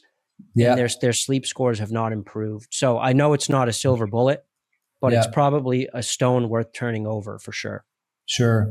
Like the million other stones that we all have to turn over. Yeah, exactly. It's exhausting, but you got to do it. But it's fun. It's a sharpening stone for life. Like sleep disordered breathing forces you to be a better person physically and mentally and spiritually. So. Yeah, hopefully. Yeah. I mean, we kind of have to, otherwise. Yeah. Otherwise it kills you. Literally. Yeah.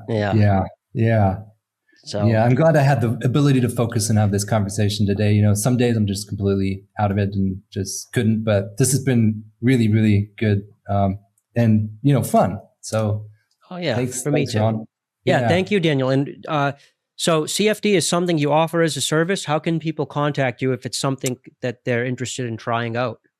Yeah, definitely. So in the beginning, as I said, it was purely on Reddit, testing some hypothesis, putting stuff up, and people were like, wow, this is cool. Can you do it for me? And now I think we have enough interest in people, just kind of data, that we created a company, me and a couple engineers. And so you can reach us at remmetrics.org.